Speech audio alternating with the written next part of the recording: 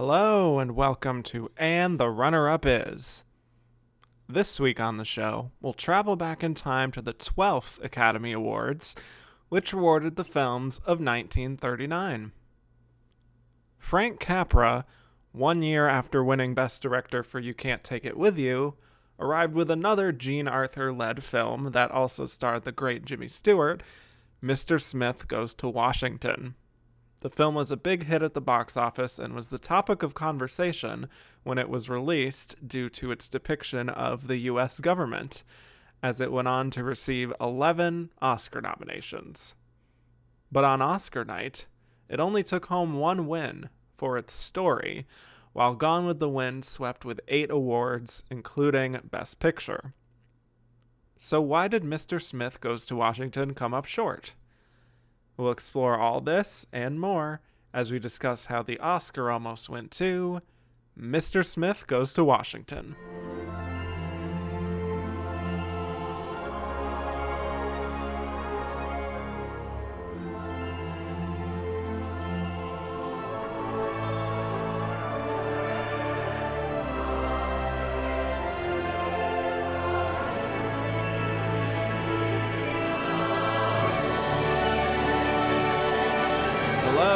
Welcome back to And the Runner-Up Is. I am your host, Kevin Jacobson, and we have made it to the 30s. And this is our last full decade that we will be covering on this show, or this version of the show, I should say. And I'm excited to get into what the 30s will entail. My guest today is a director, producer, writer, film critic, owner of LenoirAuteur.net. Please welcome to the show for the very first time, Terence Johnson. Yay! I'm so excited to be on this episode. I'm so excited to have you on for this very, seminal, pivotal year in film history. Yeah. The 39 feels like the first decade when people think about great decades of great years of movies, I should say. Right. 39 feels like the first one that they reference, so yeah, pretty awesome. Tends to be this and what else? 1999. Yeah. But this is very much a huge year for cinema, and I'm excited to get into it. Today we are, of course, talking about Gone with the Wind as our Best Picture winner, but Mr. Smith Goes to Washington as what I presume to be the runner-up in a very stacked category. So let's jump right into Mr. Smith Goes to Washington. It is a political dramedy about a man named Jefferson Smith, the head of the Boy Rangers, who is handpicked by the governor to replace a very recently deceased senator, with the assumption that he will just play along and not really make waves. And at first he is depicted in the press as kind of a bumbling country bumpkin, and it's sort of assumed that he will align with his fellow senator Joseph Payne, who is in the pocket of a political boss, Jim Taylor. But Smith meets a secretary, Clarissa Saunders, and they quickly develop a bond, and he wants to develop a bill to fund a national boys camp, but that really conflicts with what Payne and Taylor want to do with the land, and the conflict really emerges from there as we see Smith try to navigate a mostly corrupt government. So the film was directed by Frank Capra and written by Sidney Buckman, based on an unpublished story called The Gentleman from Montana by Lewis R. Foster.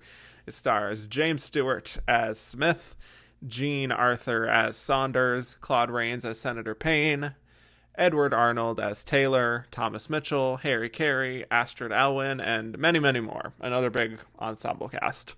And Mr. Smith Goes to Washington made $9 million at the box office. It was the number 2 film of the year, behind Gone with the Wind, of course. So I guess you could say number 2 in a number of ways. And it was nominated for 11 Academy Awards, winning 1, but that one was not Best Picture. Okay, so Terrence, tell me first off your general thoughts on Mr. Smith Goes to Washington. This was like watching it for this podcast was the first time that I had seen the movie, which is weird because it feels, after finishing it, I was like, oh, this is a movie I feel like I should have already seen for some reason. I loved it. I thought it was incredibly entertaining. It was really interesting to get to see Jimmy Stewart sort of, this really sort of hit his like ascendance into like mainstream leading man stardom. And so it was quite good getting to see him in that role. Um, I, as I was watching it, I really, we're in a very political time right now. So of course the politics of it stood out, but I was Yeah. really impressed by some of the technical things they were doing.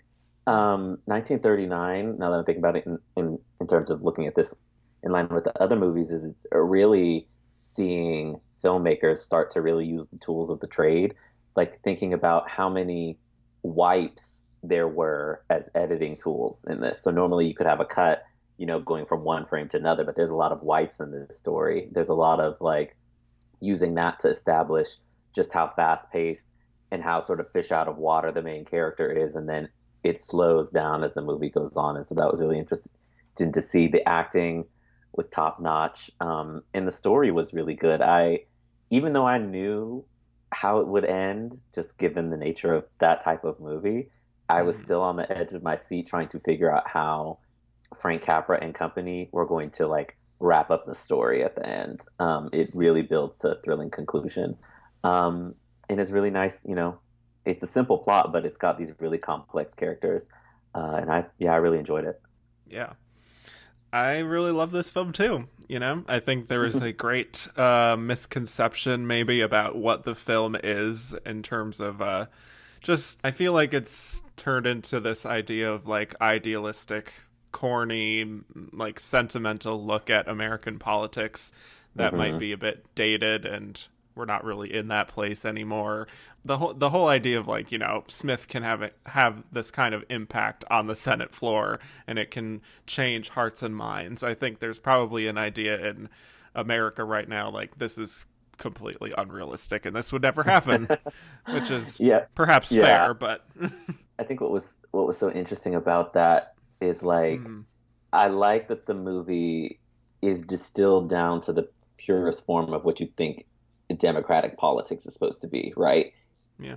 He doesn't know about the machinations that got him there. He is just like, I, help these boys learn skills that will help them grow and to become good men. And so like when I go to Congress, I'm representing them. I want to help them out. I want to help others that are like them. It's very pure-hearted, and there's nothing wrong with like pure-hearted people. We get so disillusioned by the crooks that we sometimes forget that there are good people out there, and that it's okay to have the movie can be corny and sentimental. It's like it's fine because like that is something to aspire to. Yeah. But I also do think that there is something like of a cynical nature at times, and I guess maybe more realistic is probably the word, at just the U.S. government and how kind of almost fundamentally broken it is, and in some ways always has been. I mean, like at the beginning we have that montage of Smith just going around looking at the monuments, and he's all wide-eyed and bushy-tailed, and you think that it's going to be just like a fish out of water kind of political comedy, and there are elements of that, but the film is really about sort of him realizing how the system makes it really, really difficult to get any kind of positive change going, Yeah. And that's very much exemplified for me when Saunders, played by the incredible, amazing, genius, talented Jean Arthur, just lays out the entire process of passing a bill and just how arduous it is, how you have to basically wait in line and eventually it'll be tackled, but then there's committees and there's votes, and then the Congress decides to adjourn all of a sudden, so it gets delayed. And you can see why at a certain point, like all of these lifelong senators who keep getting elected decade after decade will just fall back and compromise or just take up space, basically, because it's like this impossible process sometimes, and you have to work very, very hard. And sometimes you have someone like Mr. Smith who comes in and doesn't have all that baggage and just is really so pure-hearted in his intentions that he just presses onward, and there is something inspiring about that. Yeah, I loved that Bill. The Bill scene is with her talking about the Bill is one of my favorite bits because, like, I'm a big sports fan. This Mm-hmm. analogy will make sense in a second. I'm a big sports Okay. fan, and a lot of people who love to watch sports are always like we will yell at the screen because we're like, this player isn't doing X or why didn't they do Y? And it's like this level of expertise that like you just will never know unless you're in that position. Right. So like him coming in and being so wide-eyed and he's like, "Yeah, I'm gonna do this." And it's like, well, like you need the expertise too. Like Mm-hmm. the dreams the dreams are nice, but like, you need the tracks to build the railroad. You just can't, dream of your railroad. You need the tracks to be there. And so Yeah. I love that she laid it out for him. I loved everything about that dynamic My God, between the yes. two of They have them. such good chemistry too. Even when I was like, oh, this movie is not going to be a love story. This is just going to be like two awesome coworkers. I Hmm. loved that version. And then when it started getting into love story territory, I was like, oh, this is brilliant. Yeah. I love Yeah. everything about where this You is go along going. with it. Yeah, totally. Yeah. Yeah, I mean, for Mr. Smith here, I just keep referring to him as Mr. Smith, but that's just easier. Um, Yeah. he has these honest intentions to him, and even still, your colleagues will try to smear you, if they think that you're going against them, and they will like Yeah. accuse you of corruption, which is the very thing that they are themselves, which is corrupt. And I think that Yeah. Frank Capra is really able to reflect that message, but also make it very well paced and engaging, like you were saying, and just kind of entertaining because of this amazing cast. Yeah. Frank Capra and the screenwriter really like they put me through it. I was Mm-hmm. like, when I thought that the hero could not be sort of squished down anymore, they kept pressing down. Yeah. Um, and with like the levels of corruption, and that is Mm-hmm. like they really did a brilliant job of making like Mr. Smith earns that heroic status, right? It's not given to Yeah. him. It's not easy. Like he really had to work. Oh, he has to work for it for sure. Yeah, really had to work for it. Yeah. But I mean, Jimmy Stewart here, it obviously is one of his most iconic roles, really helps cement him even further as just that leading man of his era. And he does have that kind of like gee whiz sort of sensibility that he's known for, but it's also, I think, very much rooted in this very just common sense and decent sort of conviction of knowing right from wrong, and he's able to just maintain the truth, I think, of who his character is throughout the entire film, but still allowing him to feel like he's maturing and learning, and Hmm. you just see how much more exhausted he becomes as the film goes on of just trying to be a decent person in an environment that is toxic, for the most Hmm. part, where, like his fellow senators are either corrupt or they're just lazy and ineffective, and even the press is always after him, and in a way it feels sort of just like this coming of age story for Mr. Smith. And Stewart, he Yeah. really is. He's always just very confident in just the fundamental idea of who this man is, but still allowing some growth. Yeah, and I think I don't know why when you think about old Hollywood stars, you never really think about them as like young people, you know? Yeah, Like even yeah. even when we get to talking about like what won Best Picture, it's like Mm-hmm. in my mind Vivian Leigh was never, 16 or however old Scarlett is when that movie starts.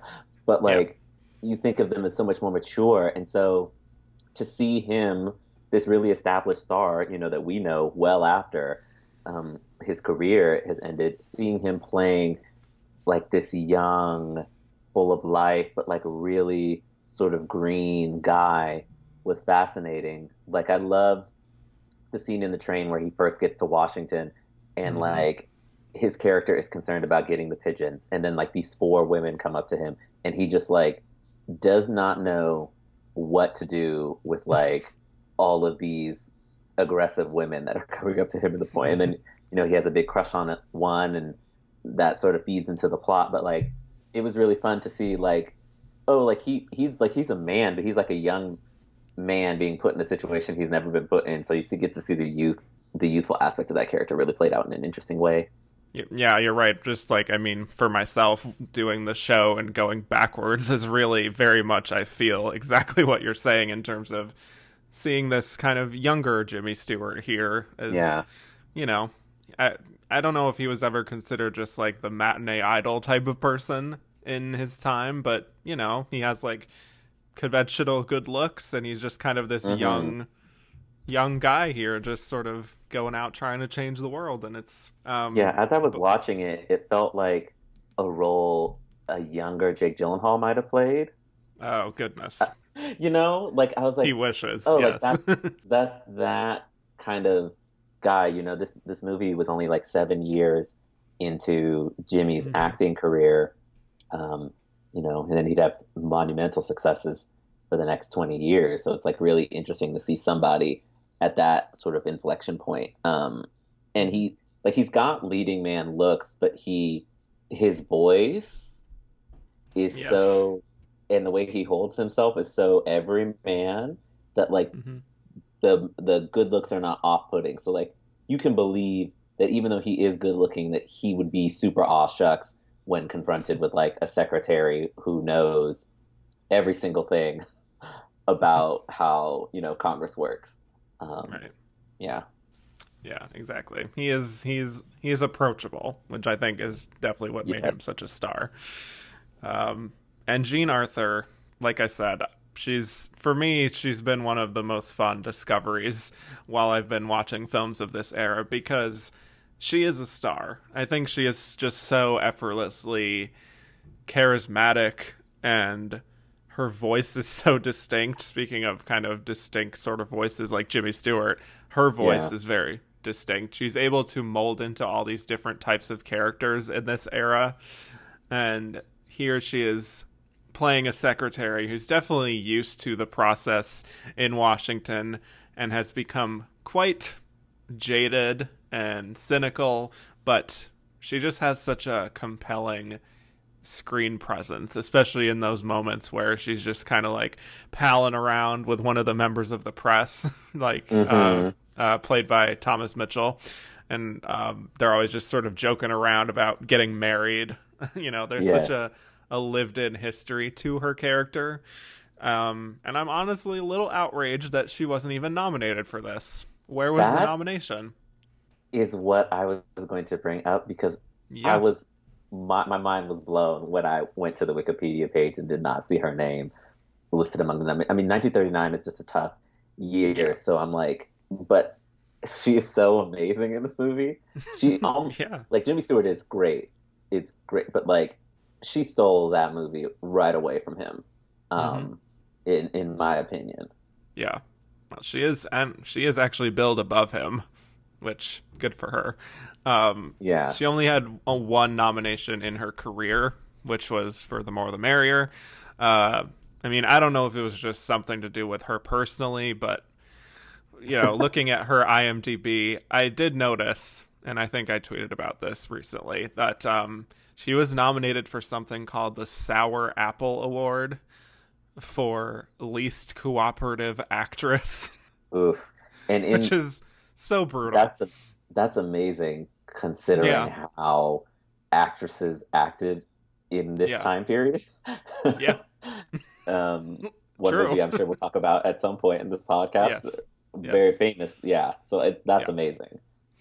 But, I mean, I don't know if that had something to do with it, but she is just perfection in this role. And once again, just like Jimmy Stewart, she just knows her character so well. And you see how, like, she really begins to soften once she starts to get to know Mr. Smith, and she really just believes in him, which could be very sentimental and corny. And maybe it was on the page, but I think she's just really smart as an actress in how she just never lets go of who her character is, and that kind of like, I guess maybe like an edginess to her.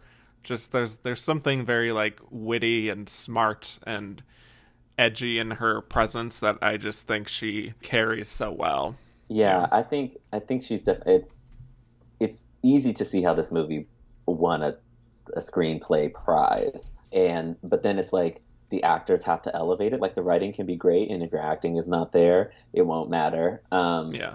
And she definitely, I loved, speaking of Thomas Mitchell, their moments are really great. Just like the way you see that she cares more than she's letting on in her words is like something incredible to watch when she gets drunk. Like she's trying to be tough and act like, Smith is nothing and, oh, let's just get married, and she's not hurt, and like, but her eyes and her body are doing totally different things.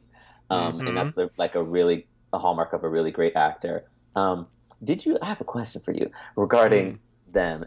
Did you think that like that press character was supposed to be coded as being queer? Oh, I didn't actually think about that, but now that you mention it, it is kind of just like presented in a way that's sort of like, yeah, we'll totally just, get married. And they just have like this sort of ease that you might have with like your straight female friend, like as a gay person. Just like, if we're not like, married by the time we're 35, let's just get married, That's sort of like the energy they have. So maybe you're right. Maybe that is sort of coded, but I think their dynamic is just really fun. I would just watch like a spin-off of their adventures. Absolutely. Just her narrating what is going to happen on the Senate floor before it happens was really, really funny to see the two of them interact in that way. Yeah, I mean, she's just, that character, I think, is just like the smartest person I think that we come across in the film. She just always seems to know exactly what's going on, and she educates Mr. Smith on how it all works. She knows that, or at least I think she knows that Payne's daughter is being set up to sort of woo Mr. Smith. And she knows what Mr. Smith should say at the end in his big filibuster moment. She basically like is directing him at various points when he's just on the Senate floor. I mean, she's really the key to everything. And, in a way, you kind of have life imitating art here where, like, she's the one working behind the scenes in this film to get stuff done. And then he's getting all the shine of, like, he gets the Oscar nomination, he gets the big moment at the end. And then here's Jean Arthur getting no acknowledgement from the Academy. I'm just saying. It really is life imitating art, and that's really, really tough. I loved everything to do with Payne's daughter and her reaction to it, and I was like, oh, this is so backhanded and scandalous, and I love it. Messy, yes. I just love the way, I think it really speaks to Capra's direction, because like when Smith goes over to their house and he's like fumbling with his words, the camera stays on his hands holding the hat, and he keeps dropping the hat, and I'm like, I was like, what kind of filmmaking? This is brilliant. The camera never comes up to his face. Like, if you were making this movie now, there is no way that you have two actors, one of whom is seducing the other one, and we are not going to see anybody's face. Exactly. It doesn't pop back up until he's about to stumble over, a table and a lamp. Right. And just the way that those two actresses also on the phone call, where Jean Arthur, she's like, she knows something shady is going on, but also her heart is starting to break because she's feeling more feelings for him than she thought she would. Just really, really superb acting, really superb directing. Yeah. He's a good actor's director, and there is just a lot of great blocking throughout this because, I mean, it's very much like a indoors movie. It's like all interiors, so there has to be a lot of focus on that, and I think he really shines in that area.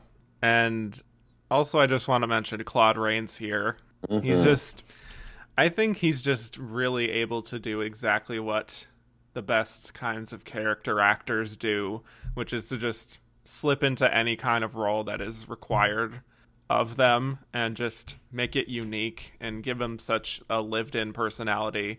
He's playing Senator Payne here, and I think you see through his character just what happens to so many politicians who go to Washington and they're all about making some changes and trying to better the world, and then they just bump up against all of these obstacles, and then instead of like standing strong in your convictions, after a while they just start to give in and give up, because after a while you just start to feel like hopeless. And he is somewhat of an antagonist in the film, but he also really, I think, has a real humanity to him, and he recognizes where he went wrong, and he's the one who's really just playing along with what he has to do to keep getting reelected, and he's aligned himself with the most powerful political boss of the time. But then it's not until Mr. Smith sort of comes along here that he recognizes something of himself and something of the past, where you see that internal struggle, and I think Claude Rains never overplays it. It's always just like simmering beneath the surface. So a very, very much earned nomination for him. Unfortunately, he's another one who would never win at the Academy, which is a bummer. Yeah, his character is so interesting to me in terms of like with patriotic movie, especially because like as the years that your listeners, as if I'm not one of them, as like me and your listeners have listened to you going through like the 40s, things got real patriotic. Oh yes. Oh yes. And like I think the complexity of a character like the character Claude Rains has went away a bit as you hit the war. It became a little more defined in who our protagonists and our antagonists are. And even though he is very much an antagonist, the character work that he gets to do in this movie is like, you might not like him.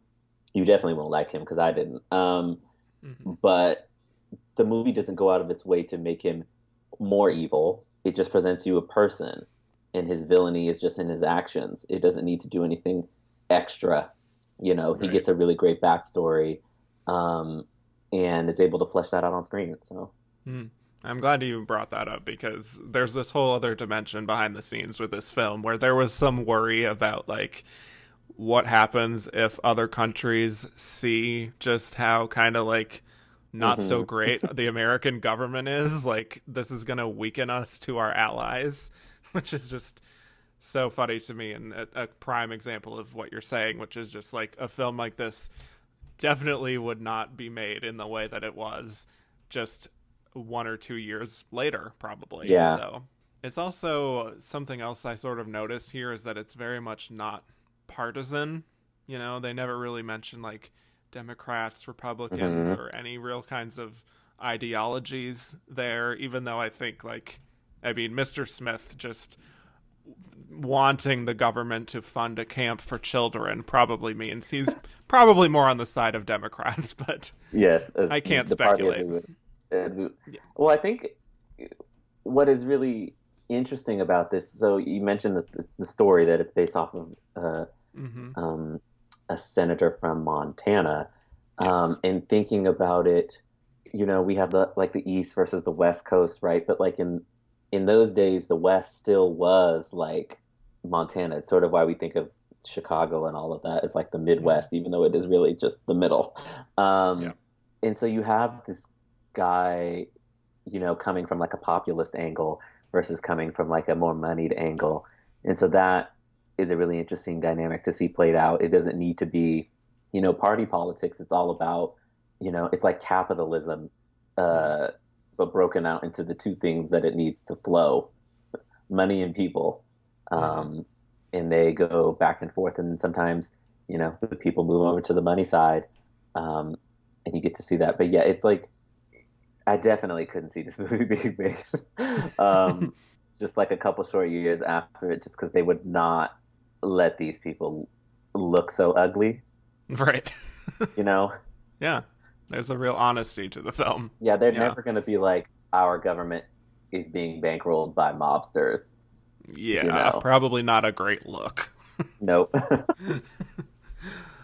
Well, I mean, there is also, just speaking of that, like a real violence to the film that is kind of surprising at times and dark and sometimes kind of upsetting, you know? I mean, first of all, in the first third of the film, we see Mr. Smith going around literally just punching journalists for writing negatively about him, which, I mean, from their perspective, I sort of get why they would write about him in that way. That, yeah, even though if it's clearly an exaggeration, but it's still a little unsettling, especially watching now with there's so much animosity against journalists today.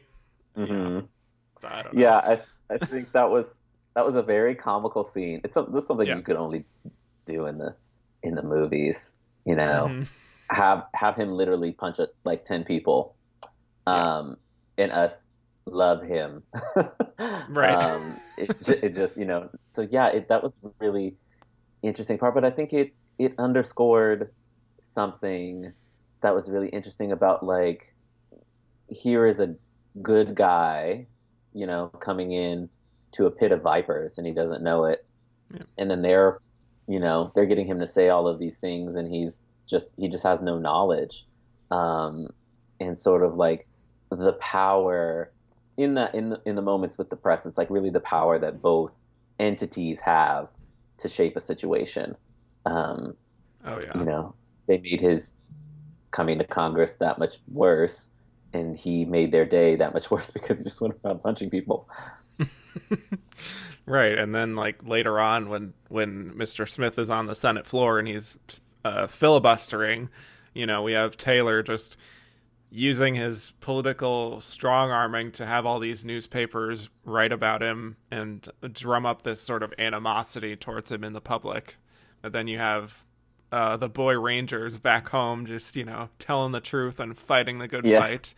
But it's like these actual boys, children, are being like slapped around or driven off the road or run over. Yes, by these associates, and I'm just like, my God. I do think all of that does actually get to how the film is really about the power of the press too, in some ways, and how it can sort of sway public opinion, at least at this time. Obviously not having the internet and, you know, everything we have now. It's very much a different experience, but still, you know, people just believe what they want to believe anyway. So if they see a headline that just confirms their belief system, I'm talking about like right now, and then maybe things haven't changed that much. I don't know. But at the end of the day, I think that the film does sort of call for just honesty at the end of the day, and just like decency, whether that's like in the political world or in the press, and just how much of a positive impact that a person can have if they actually do just decide, hey, let's stand up for the truth for once and what we believe in, you know, as long as it's not hurting someone else. And there is something unironically inspiring about that. So I love that. I mean, it could come across as very cheesy or dated, and maybe it does to some people watching it now, but I think the message does weirdly resonate all of these years later, even if it's maybe not something that would happen now. Yeah, well, I mean, you know, we've seen, even in just like the last 10 years, like the power of the filibuster is still there. Yeah. You know, it's like, it's not, you know, however many days he spent on the Senate floor just talking, you know, it might not be that long, but like, you know, in our last 5-6 years, we've had some like 24-hour ones. So it's like that function is still there, that, you know, desire for somebody to stand up for what they believe in, whether we believe in it or not, it's a different story, but like to stand up for what they believe in their constituents, is still there. So like it is inspiring, and it is interesting to see how this movie is both relevant and not relevant for the times that we're in now. Yeah. Well, I mean, that is very much true, and that does exist today. I think I just more mean like one of his fellow senators just having like this epiphany moment, like, I've been wrong this whole time. And yeah, I'm going that was a to bit ridiculous. Yeah. Um, like, that does not feel very realistic to today, unfortunately. no, But, that was a bit ridiculous, but like it was so earned because I was yeah. like, man, Jimmy Stewart needs a glass of water. He needs a break. Something has to go his way at some point. He literally has to pass out for someone to Yes. actually, like, decide, hey, maybe this is wrong. Do you want to highlight any other little scenes or just stray observations here? It's such a pleasant movie, even as like non-pleasant things are happening. The movie Right. was very pleasant to watch. I was a bit nervous because I've been trying to dial back news that I digest in politics, Mm-hmm. because you can get so absorbed in Yeah. everything, and so I was like, oh God, a political movie. When I'm trying to avoid, when I'm watching like home and garden television at night to like not watch Oh, politics. But this movie was really a really decent watch. yeah. Just for me, I just want to also mention that adorable kid on the Senate floor who's just like telling Yes. telling Mr. Smith how everything's going and just like introducing him to stuff is very cute. Love that. And then, I mean, if there's truly one scene in the film that really just is the film at its peak for me, it is in that scene of Mr. Smith and Saunders writing the bill and the like getting distracted, and she's like low-key falling in love with him, and Hmm. or at least falling in love with his mind, perhaps. And Yeah. just, I think that's whole sequence is so beautifully directed, and the two of them are just so charismatic and just magic together. So that for me is the scene that I will just go back to with this film as just like, that was beautiful cinema right there. Yeah, I love seeing the old cinema tools where like you get the close up on the actress and they give her Yes, like the this soft beautiful focus. halo, soft focus lighting. Totally does Yeah, not match with how the rest of the scene is I lit, know. but because they want their actresses to look a certain way and because the best actresses got that light, Right. getting to see her in that moment was really really fun. Yeah. Yeah. It's a great ensemble in general. Beyond that, I think everyone fills their roles really well. We didn't really mention Harry Carey, as he's the other supporting actor nominee here. Very brief role as So that nomination yes. could have gone to somebody else. That's what I sort of was suggesting by mentioning that, like, hey, we haven't talked about him yet, and there's a I reason for that. He was fine, and Yeah, it was he's fine. fine. Um, He gets to like make some facial gestures, but there's not a lot to that role. yeah, and Thomas Mitchell won an Oscar for a different role in a different movie. Mm. But like he could have been nominated in his place. Yeah, that would have been great. I mean, the whole filibuster scene, I do think, is also just beautifully directed on its own. I mean, I shouldn't say scene. It's just like the last act of the movie is how long it takes to get through this thing. But I think Yeah, it's great with the pacing, and it just is working at the highest level, I think, and it's a really great climax. Even though I also would add that it feels like it sort of abruptly ends. I don't know if you felt the same way, I but like did. they sort of just go out of the floor and then we're kind of done. We don't have like a little sort of coda of him and Saunders just being like, wow, we really changed the world today, didn't we? Or something like Hmm. that. I don't know. I mean, I liked the ending for what it was, but I feel like maybe a nice little capper would have been preferred. I still think it's a great film. Yeah, me too. So, highly recommend. It is a classic for a reason, and I do think that it does hold up. So, all right. So, when we come back, we will be discussing why Mr. Smith Goes to Washington lost Best Picture to a cute little movie called Gone with the Wind. Mr. Smith Goes to Washington is a significant picture. It is significant because it emphasizes democracy in action. I consider it a real privilege and a real experience to have played even a minor part under the distinguished direction of Frank Capra.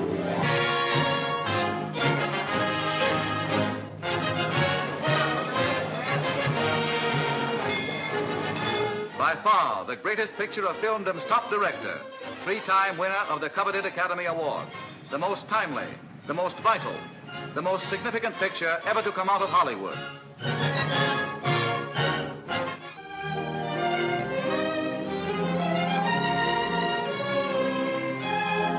A homespun boy and a hard-boiled, worldly-wise girl in a picture carved out of the everyday lives of everyday Americans, with those inimitable Capra overtones of drama, laughter, and romance, plus the finest supporting cast ever assembled.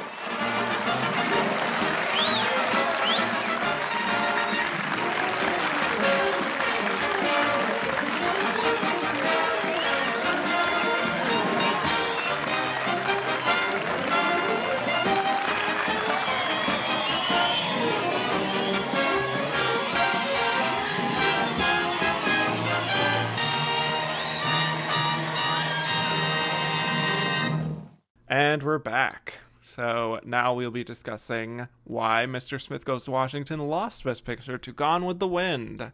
And Mr. Smith Goes to Washington was nominated for 11 Academy Awards, including Best Picture, Best Director for Frank Capra, Best Actor for Jimmy Stewart, Best Supporting Actor for both Harry Carey and Claude Rains, Best Story, Best Screenplay, Best Art Direction, Best Film Editing, Best Scoring, and Best Sound Editing.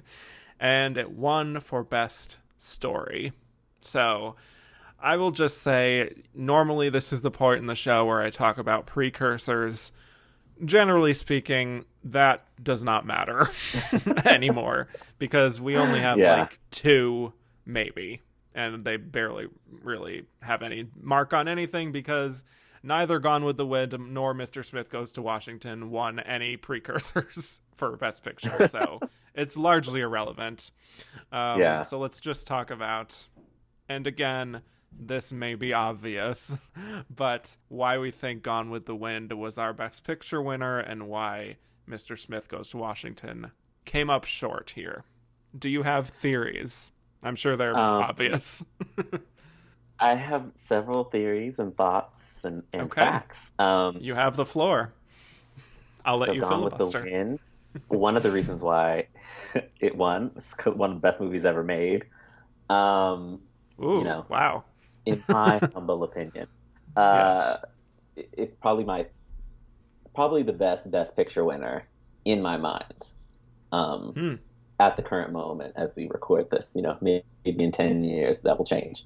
Gone with the Wind was it's one of those phenomena that it just got too big for the Academy to ignore. Too big to fail. A crazy popular book with a super intense casting search, it made a ton of money. Like, I'm looking at the box office grosses, and like Mr. Smith Goes to Washington made $3.5 million. Gone with the Wind made 31 in 1939. That's a lot of money. Yeah. Isn't it still number one adjusted for inflation? Yes, adjusted for inflation, it is the number one highest grossing movie of all time. Even over stuff like The Avengers and, everything. It is number one, and it will probably remain there.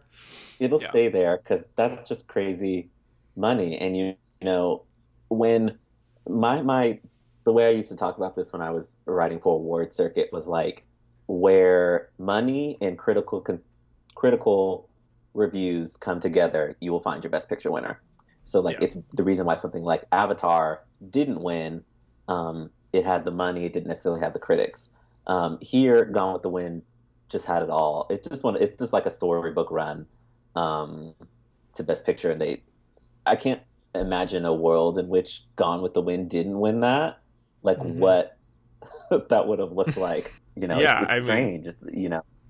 It is a monumental epic that is, quite honestly, like you said, one of those films that is just too big for the Academy to look past it.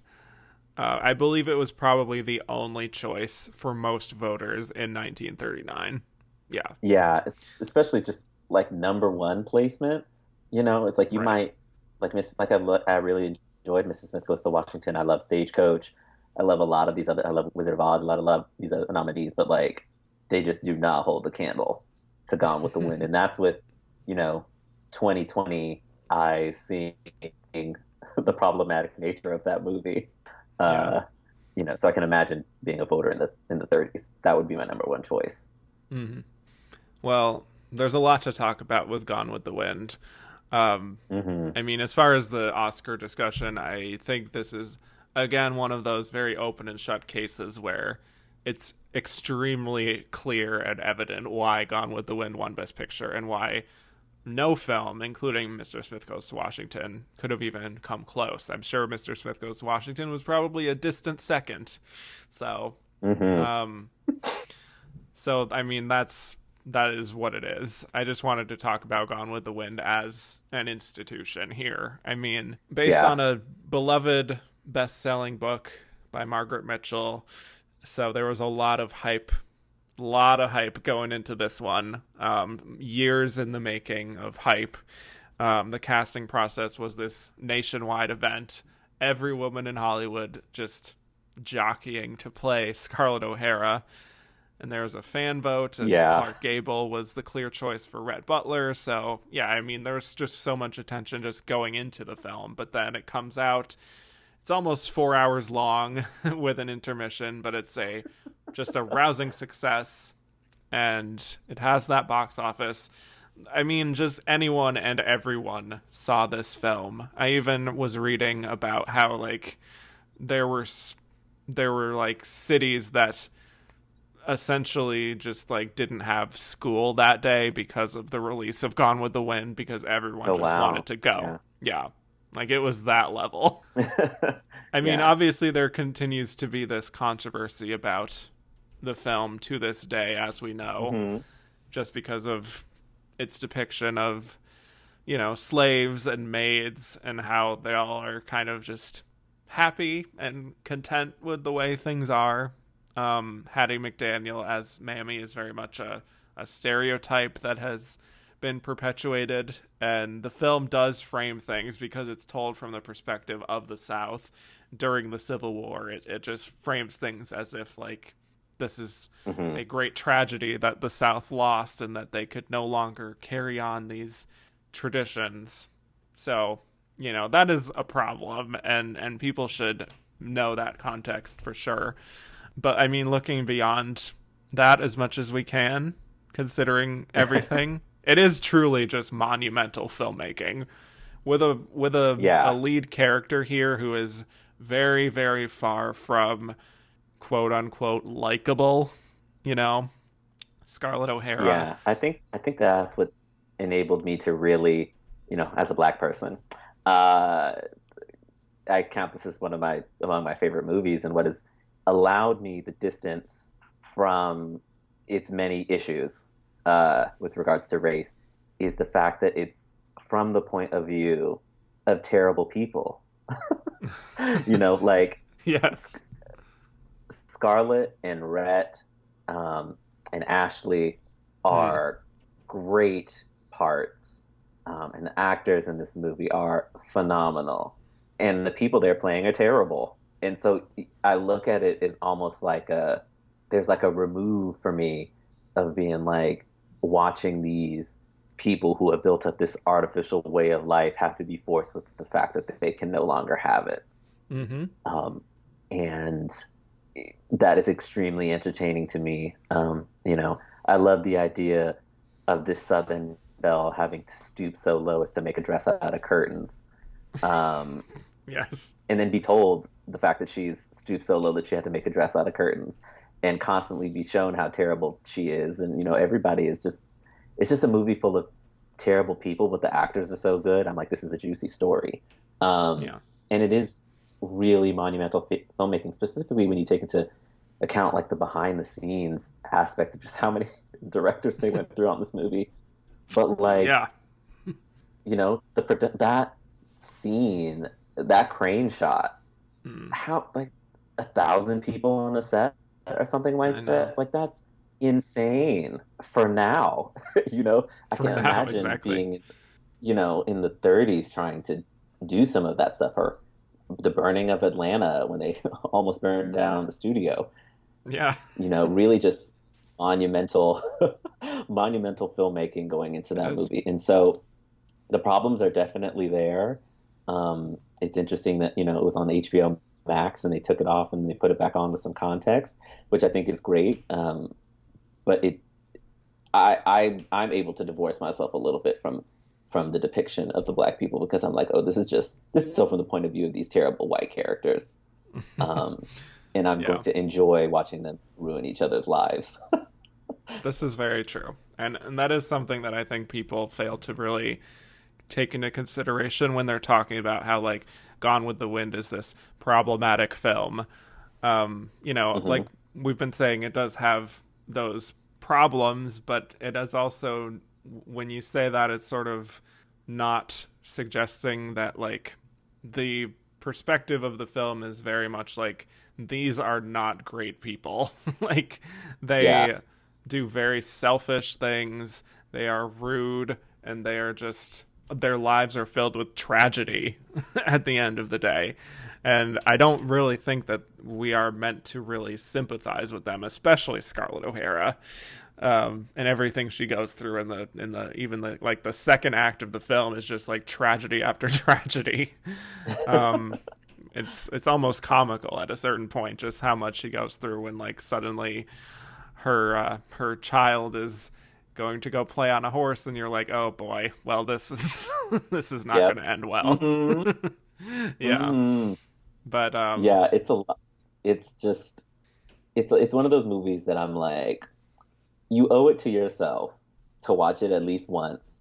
The OG cut of it, so I'm talking interact with the intermission, your exit music, you know, your 4-hour long run time, just to see it, because it really is spectacular.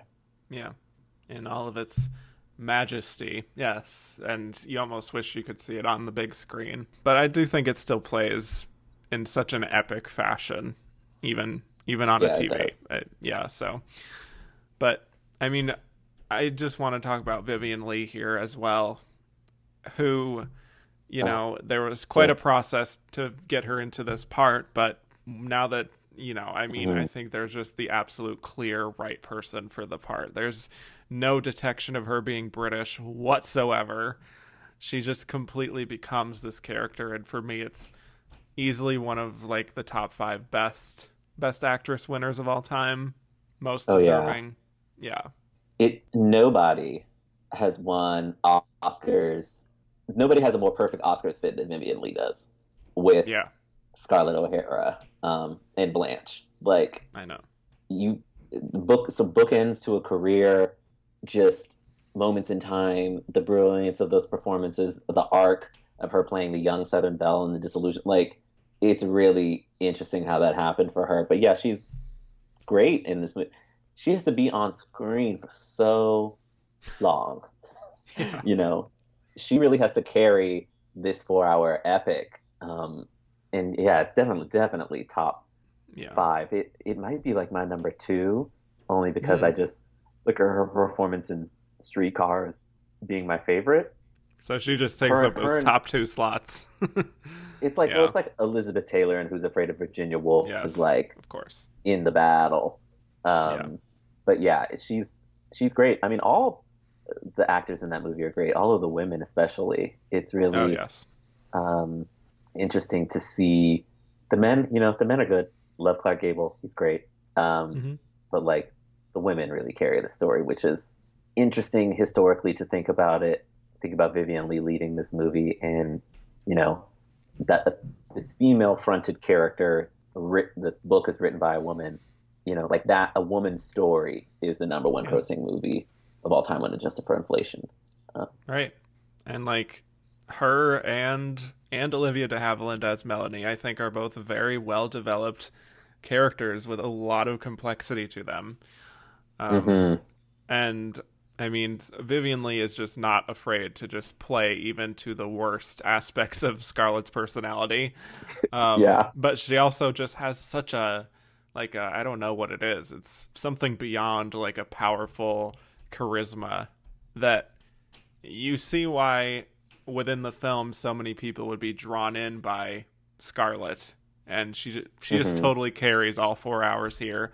I do think Clark Gable might not be, like, exactly on her caliber so much, but is very much like that classic rogue type of character that is really fun to watch their sort of sparring match dynamic there. And Olivia de Havilland, very sweet, very lived in.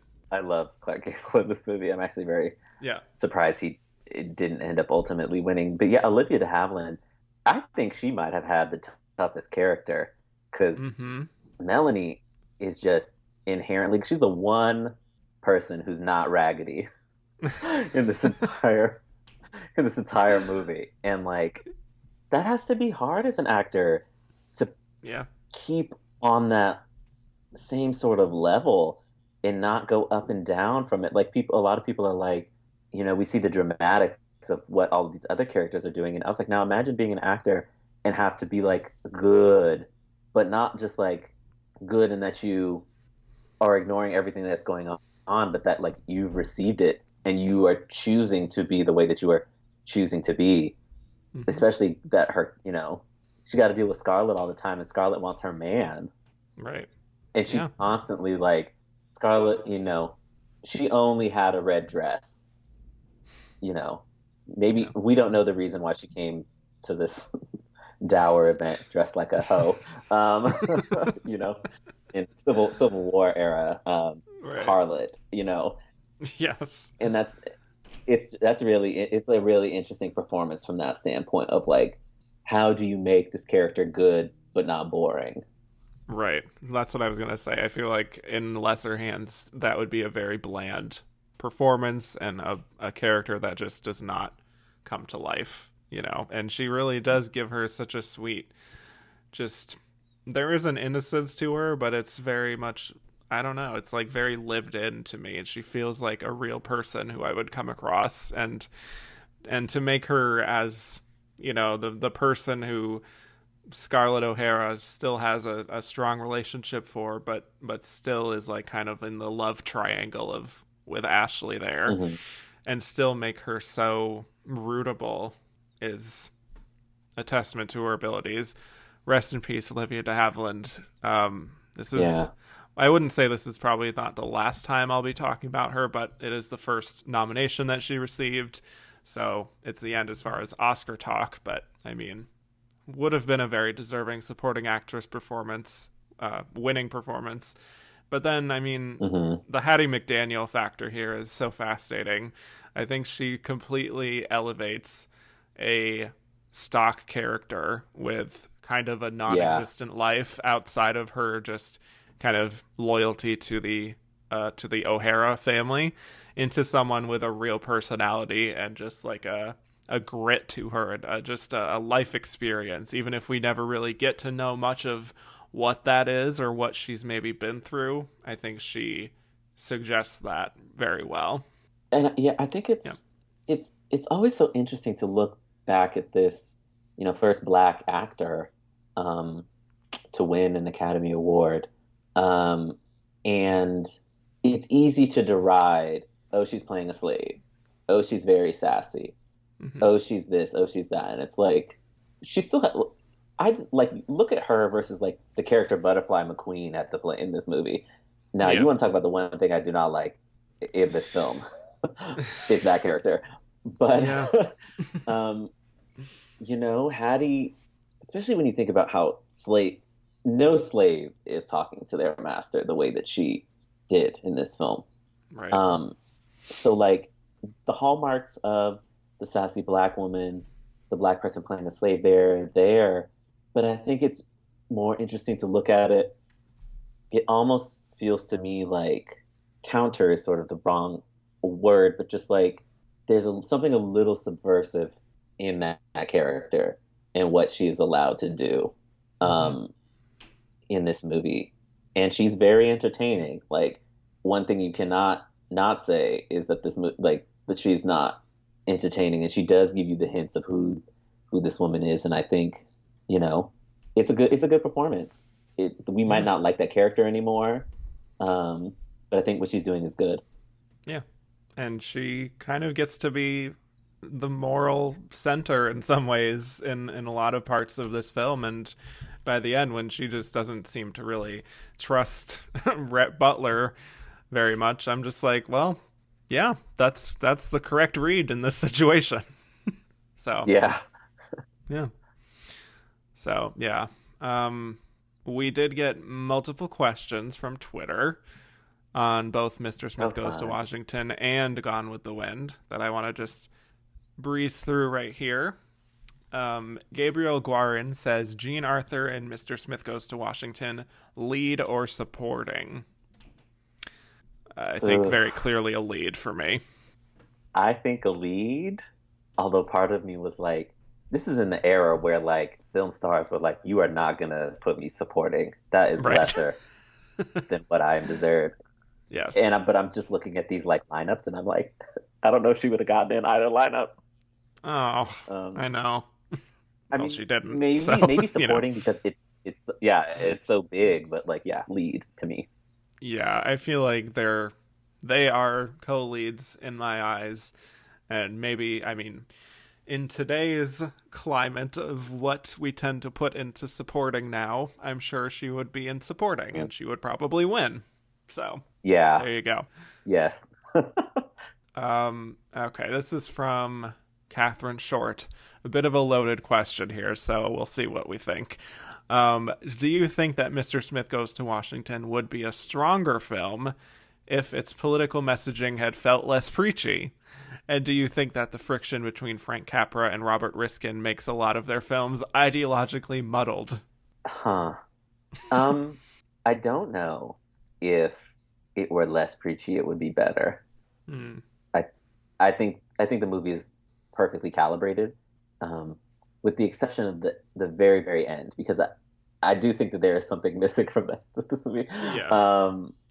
Like, I needed like 1 minute more before the credits started rolling. Right. Exactly. And in terms of the friction, I'm not as familiar with that sort of backstory part of it. Yeah. Well, just speaking to, I don't think it's particularly preachy necessarily. I mean, that is sort of the reputation, I suppose, but I don't know. I mean, I think it's, like you said, calibrated perfectly well and just preachy enough without verging into like feeling like propaganda too much. So yeah, I think we will eventually be talking about Frank Capra and Robert Riskin as we move further back, so I will address that in later episodes. So, moving on to Jeffrey Kerr. A friend of mine does not think Gone with the Wind deserved Best Picture because he cannot stand the character of Scarlett O'Hara. He finds her to be the original example of a whiny, narcissistic, unlikable drama queen. What is your response to that? She is, and that's what makes her so great. There you go. Like couldn't have said it better myself. It's a movie filled with terrible people. And that's okay, you know? Yes. Protagonists are allowed to be unlikable. Honestly, it's like The Great Gatsby in that way. Like, I actually hate The Great Gatsby. Mm-hmm. And that's a book filled with nothing but terrible people. Yeah. So, like, your mileage may vary. But yeah, she's meant to be that way, and that's what makes the movie good. Yeah. I mean, I get it if your capacity for like main characters is just you want someone who is inherently likable and you want to root for them as like an underdog type of person, but you know, I think I don't want to go so far as to say like it was brave to present Scarlett in the way that she is, but I do give the film a lot of credit for and Vivian Leigh a lot of credit for presenting her just in that manner as just very complicated. So, yeah, that is my response to that. Ronaldo Sosa says, putting aside the historical nature of her win, do you think Hattie McDaniel deserved her Oscar based on performance alone, or was de Havilland better? It's tough. This is a really tough question. Yep. I figured this would come up. I think I would go to Haviland, but not by much. Like, if I could give a tie, I would give them both Oscars, but I think I would go to Haviland by like 0.5%. I think it by like a smidge, but I definitely like Hattie McDaniel winning is great. nothing to me that De Havilland didn't win, but I think I'd swap. Yeah, it would be close for me as well. I think just with how much more Olivia de Havilland has to do with her character, that makes it easier to say that she would deserve it more. But I don't know. I mean, I think with how little there was for Hattie McDaniel to do, that she was really able to make that character so memorable and distinct and maybe offensive to some people, but I don't think it verges into that territory as much as it could have been in the hands of a lesser actor. So, yeah, I think I don't know. When you watch this movie and then you don't think about it for a while, when you come back to it, Hattie McDaniel had the bigger impact on the movie, like Oscar win notwithstanding. So I think I would give it to Hattie still. Yeah. But yeah, very close. It does help that really Olivia de Havilland would end up winning 2 Oscars later on in her career, that I'm just like, I mean, we can give this one to Hattie McDaniel here. You know, Olivia de Havilland would get hers twice. So that's how I feel. Fritz in the Oscars says, Leslie Howard often is regarded as the weak link in Gone with the Wind. Is there another actor from the era who might have been a better fit? Do you think he's a weak link? I don't see him as the weak link. That character is just he's really great in that part. That character, every time I revisit the movie, I'm like, Scarlett, why are you wasting your time on this man? Him? Yeah. Like, this dude, out of everybody, is worth all of this trouble. Yeah. So I don't know if I would replace him with anybody. I think Leslie Howard is perfectly fine in that part. Yeah, I think he's fine. Sure. I mean, I don't consider him particularly weak. I'm trying to think of someone else who could be in that part. As far as just like a sort of matinee idol type of guy who is someone to be lusted after. I can only, for some reason, think of Errol Flynn, just because, I don't know. It would be fun to see him in that part, and I know that him and Olivia de Havilland did a lot of films together, so why not another one? Yeah, sure. I'll buy that. Okay. Steve K said, watching Be Kind Rewind's video of this year, there's a rumor that Norma Shearer was already attached as Scarlett, but it was not well received by the public, so Selznick and her had to say that it's just a rumor.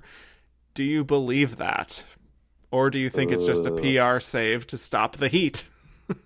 That's juicy. And I can absolutely believe that's what happened. You know, the 30s was such a different time in terms of, I mean, we see how people react to casting now with like Twitter. Yeah. So like, I 100% believe that. Yeah, I mean, I was reading up, and there's actual like New York Times pieces from the time period talking about it. So, I mean, I was just reading about how there was like actual fan letters to get her to not be in the film, and part of the reason for that is that she had mentioned that she wanted to make her character of Scarlett more likable. Like, she wanted to make a lot of changes to that character. Yeah. So that's maybe part of it. I like Norma, I don't think she would have been good. No. I can't picture anyone else in the role, so yeah, I agree. I just don't think anyone else worked. Yeah. And then Steve K's other question here, why do you think Selznick stuck by Vivian so much, even though she was unknown in the U.S., and that her as Scarlett caused just as much heat as Norma Shearer, if not more? Okay, so I did, again, more reading on this just to verify some things. And first of all, the reason that she was sort of involved, part of the reason is that Selznick's brother had a connection with Vivien Leigh's agent, and that's how she was able to use some connections a bit. And then I think the reason he probably stuck with her was because she didn't put up as much trouble with wanting to change the character like Norma Shearer did. So that's what I would say. Yeah, I mean, sometimes you know what you have. And it just what clicks you have, into place. Yeah, and what you have is, you know, an Oscar winner. a future Oscar winner, I should say. At the time, he didn't know she was going to Right, win the Oscar. right. But sometimes you know what you have, and it's like it doesn't matter. Um, and I also think it helped that she was young. It's like you mentioned sort of like the controlling aspect of sure trying to change the character, but Justin, like, I'm sure Vivian Leigh was not, and maybe I'm wrong, but maybe I'm not, but like somebody didn't have to knock on her and Olivia de Havilland's door at the same time so they would get to set at the same time, or that she would get there last because she was number one. Like, I don't think that type of stuff was going on. Right. A little easier to control her from that standpoint. Yeah. So we've been talking a lot about Gone with the Wind and Mr. Smith Goes to Washington, but there's a lot of great films to talk about here, so let's just get into them now. Mm-hmm. So, I mean, we should just give the people what they want here and first talk about The Wizard of Oz. So, I mean, obviously this is a timeless classic, and typically I give some sort of summary for these other films nominated for Best Picture, but I really don't think I have to for The Wizard of Oz. No. Not at this point. No. Just truly one of the enduring and iconic films that Hollywood has ever made. Just a film that can still be enjoyed by all generations 81 years later. Wow. Yeah. I mean, truly for me, there is no... This is going to sound very hyperbolic, so please brace yourself. But there is no better metaphor on screen for me of what happens when we go to see a movie and give ourselves over to the story that we are about to see than the moment that Dorothy is first stepping into the land of Oz, and just all of that gorgeous color, stepping out of the black and white blandness of the real world into this just incredible Technicolor world. So it has definitely always held a special place in my heart. And Judy Garland, I mean, what is there to say that hasn't already been said about this remarkably assured performance from her as Dorothy? Just the minute she first starts singing Over the Rainbow, I'm just straight up in tears. Just the purity of that. Yeah. It's transcendent for me. So I think what is so spectacular about The Wizard of Oz, just on a story level, it's so reminiscent of like an old school fairy tale. Like, there is a darkness to The Wizard of Oz that you get scared as a kid because you see the flying monkeys and the witch, and then like you get older and it's like they fall asleep at thing of poppy fields and you're like, oh, like, no, there's like some really terrible stuff. The characters almost die. You find out that the man behind the curtain is a fraud. But then we circle it back around and it's like, oh, like, but you have the shoes, you have the power, you have the strength within you to do the things that you need to do. And it's such a great message to end on. And then it's just, this is a year of like technical achievements in movies. Oh yeah. Even some of the movies that did not get nominated are technical achievements, but The Wizard of Oz is right there with Gone with the Wind in terms of just like, oh wow, like this is movie magic. The set design is just off the charts. Yes, it's incredible. Every single color choice, the weird like anthropomorphic trees, just like the bright golden yellow brick road, so much incredible use of color here. The Emerald City, the witch's castle, the chamber that the Wizard of Oz is in. It's all just spectacular. And I mean, obviously Gone with the Wind has astonishing production design of its own, and it won that category and it deserved to, but I truly think that there is no comparison when you also have The Wizard of Oz in that category. Maybe that's just me. I feel like, how can you deny that? Yeah, as much as I stan Gone with the Wind, yes. I definitely would have given production design to The Wizard of Oz. Or Art Direction, really, it was called at the time. Yeah. Right. Also, Margaret Hamilton. Where was that nomination?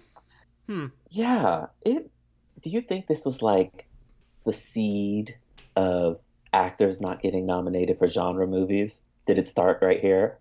Pretty much. Like, yeah. I mean, certainly there were other types of, like, villainous or, like, you know, Dracula and Frankenstein types of characters before this. But yeah, this really feels like a case of one of the first cases of, like, this is one of the most iconic performances of all time that is also not even nominated at the Oscars. And I want answers.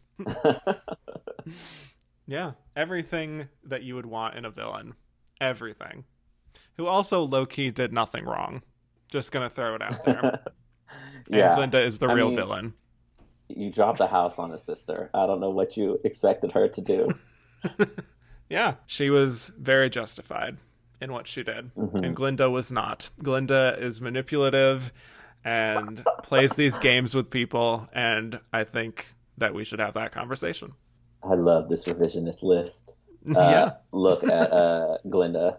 Are we going to get a Wicked really, too? That's sort of just what Wicked is, but yes. Yeah. Yeah. But this film also had a trouble production that went through many directors, landing on Victor Fleming. I'm pretty sure he had a nervous breakdown. I don't remember if he had a nervous breakdown on this one or on Gone with the Wind, but either way, I understand.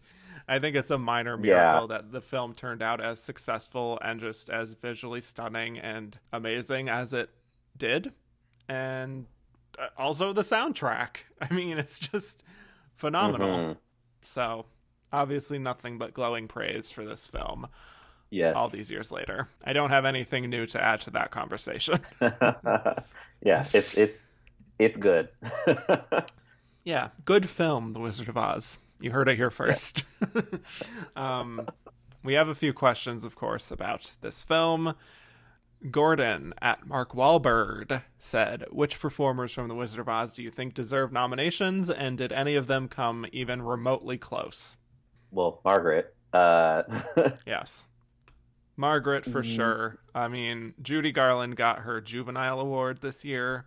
Yeah. But would have liked to have seen a Best Actress nomination. That would have been great.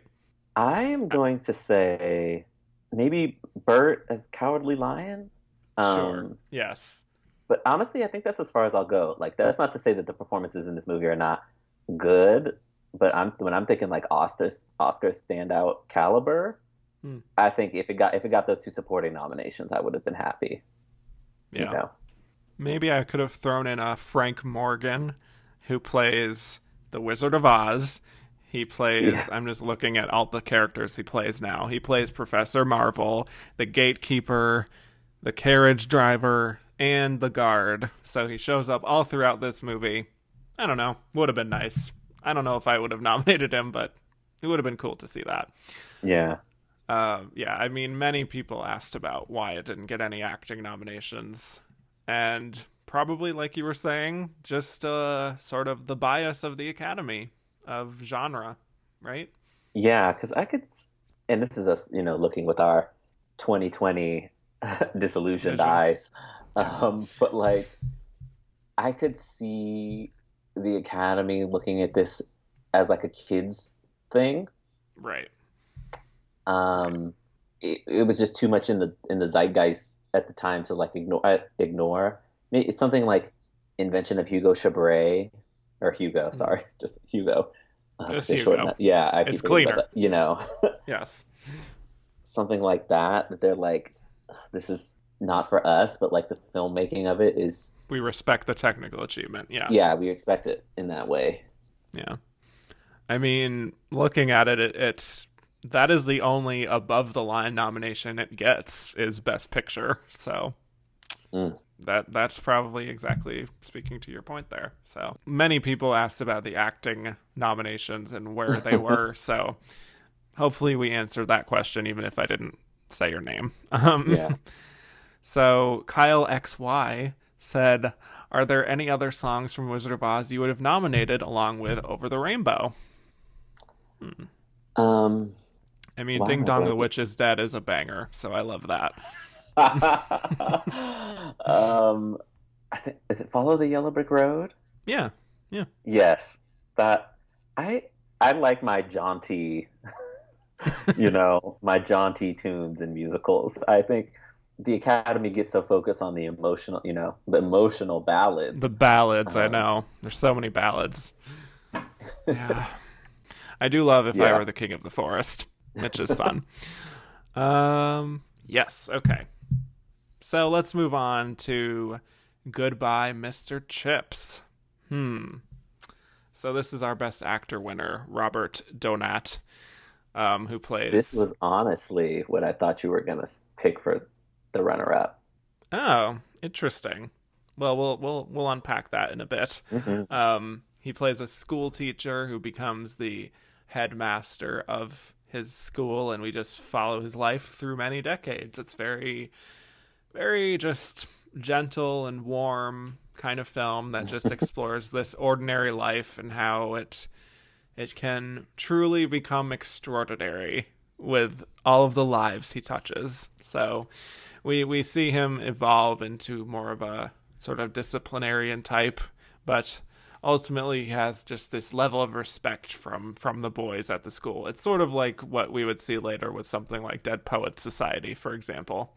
Mm-hmm. And along the way, he marries Greer Garson in her first performance on film, which got her first Oscar nomination.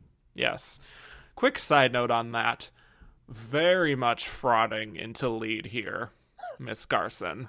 Frauding into, but isn't it nice to say that she's frauding into lead rather than the other way around? Yeah, this is true. This is the more rare version of fraud, but I do think it's fraud nonetheless, because she is 1000% a supporting performance in this film, and she's fine, but really not anywhere near like her heights as Mrs. Miniver.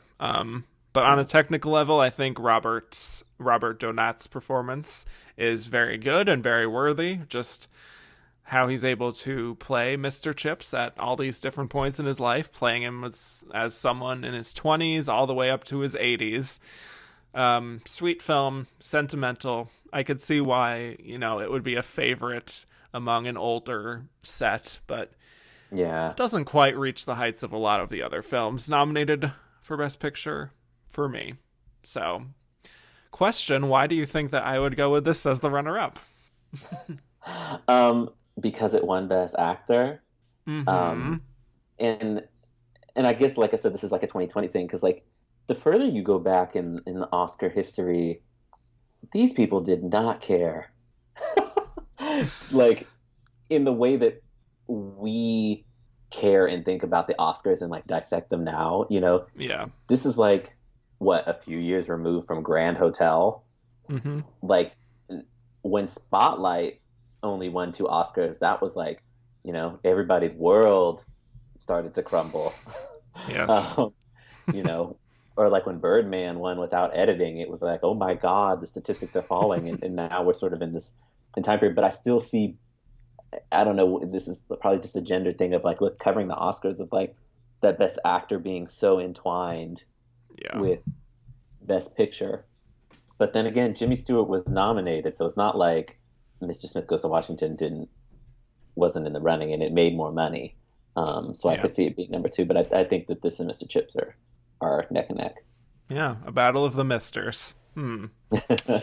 Yeah, but I get what you're saying there also with the fact that he did win in Best Actor over Jimmy Stewart and Clark Gable, which is quite a big thing to take down there, So I get it. I think it's also nominated in director, so it did have that kind of across the board love. It gets 7 nominations, but I don't know. I think it was top 5 at the very least, probably top 3 or 4.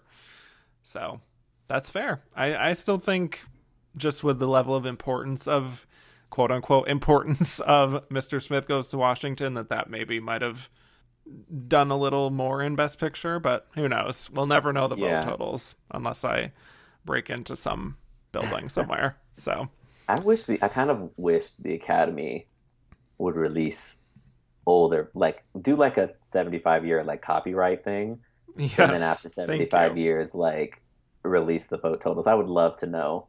Yes, Yeah. I not just for my sake and what I'm doing on this show, just to actually know who the runner-ups are, but to actually see, like, and it's like all these people are dead now, so it's like I don't know if it's going to affect anything to do with their careers, so I think it's fine. Yeah, I agree. So Mark Lamb asked us, Donat beating two all-time iconic performances, Stewart and, of course, Gable, who came closer to winning? I'd like to say Stewart because Gable already won, but to me it's a toss-up.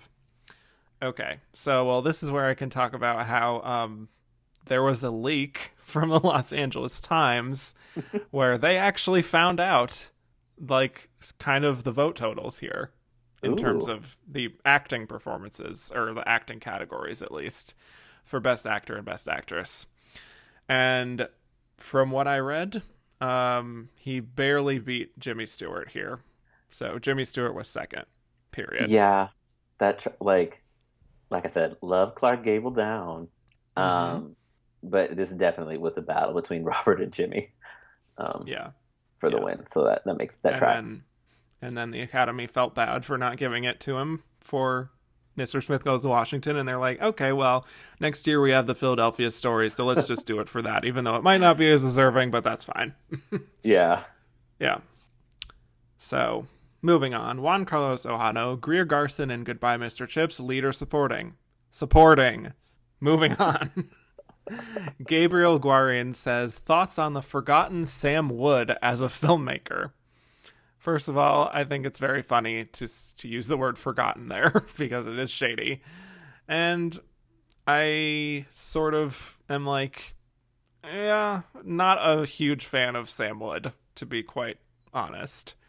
I think many of his films are extremely earnest and sentimental to a fault. Outside of Goodbye, Mr. Chips, we have The Pride of the Yankees, and lots of other films that I've talked about, like King's Row, and Kitty Foyle. That's another one that I'm just not really a fan of. For Whom the Bell Tolls is even worse. So, yeah, I can't say that I'm a huge fan, but he seemed to be like the go-to prestige-y kind of director of not like the one to go to, but just like we hire you to present this sort of serious drama picture about social issues or something. I don't know if any of that made sense, but I'm just not a fan. I don't know.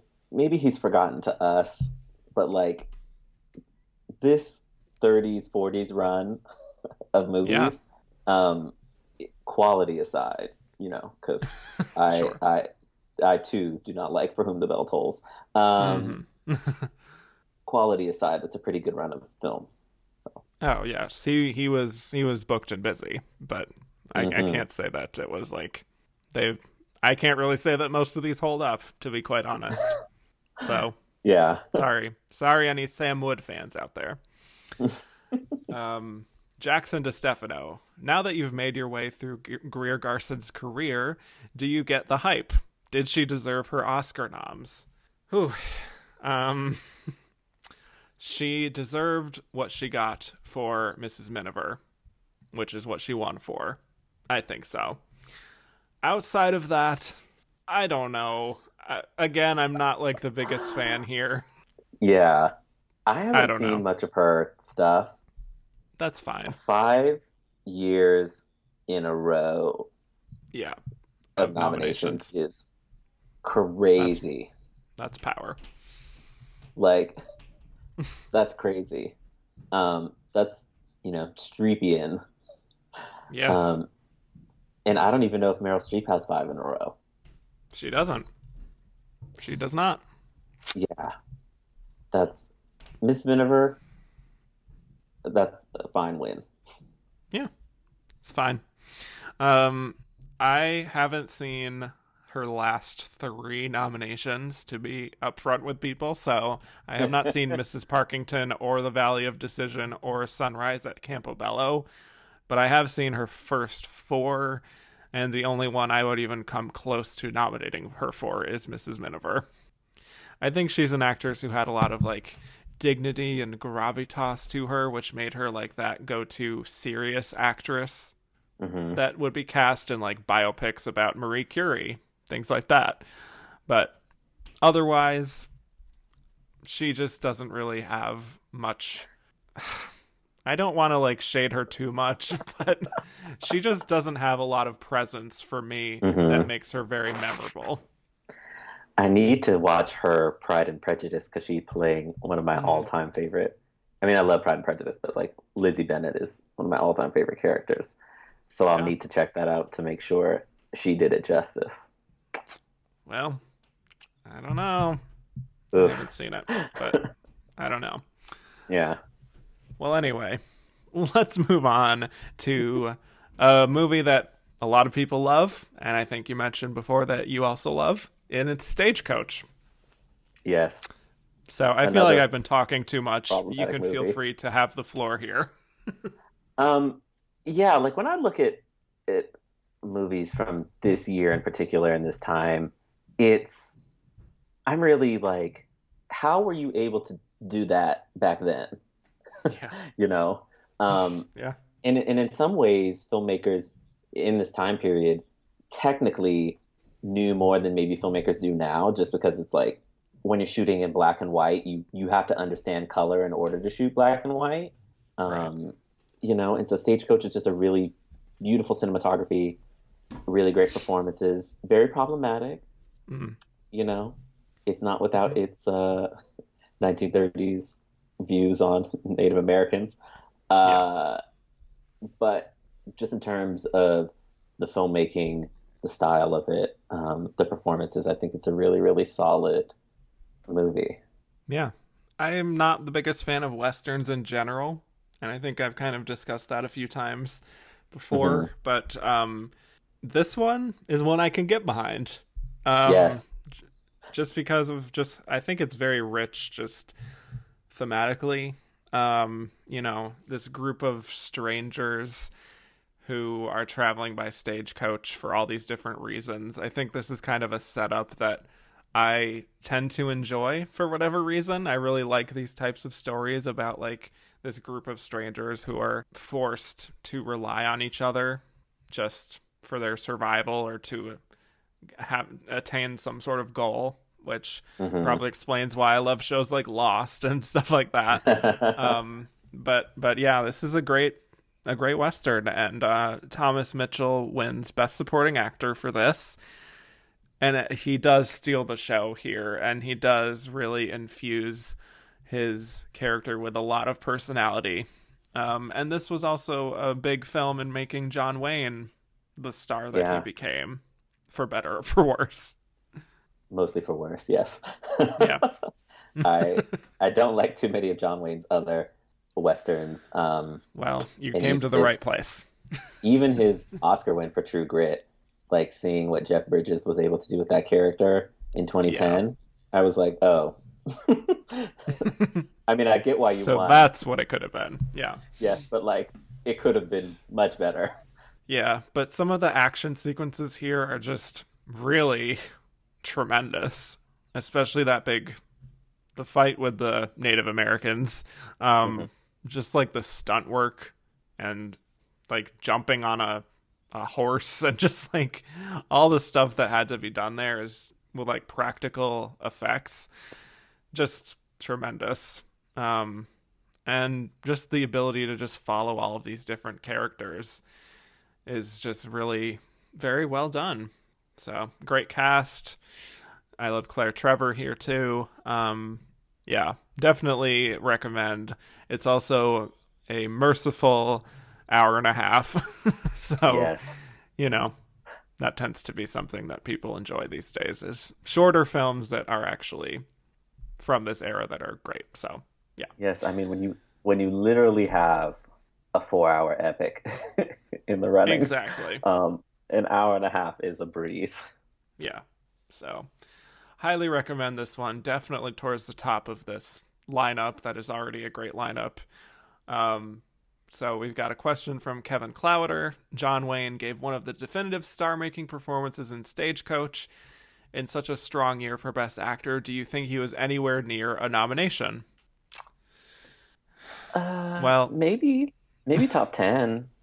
yeah. I think by nature of being in the film that he is in, that naturally tends to rise your chances in general. But I mean, I don't know. I don't know how much they would go there, like at this point in his career, because like I said, he was just coming out of these sort of B movies that weren't on the Academy radar so much. So, I don't know how close he was, but I feel like the other people that got nominated were much more famous. Oh, yes, very much so at this point.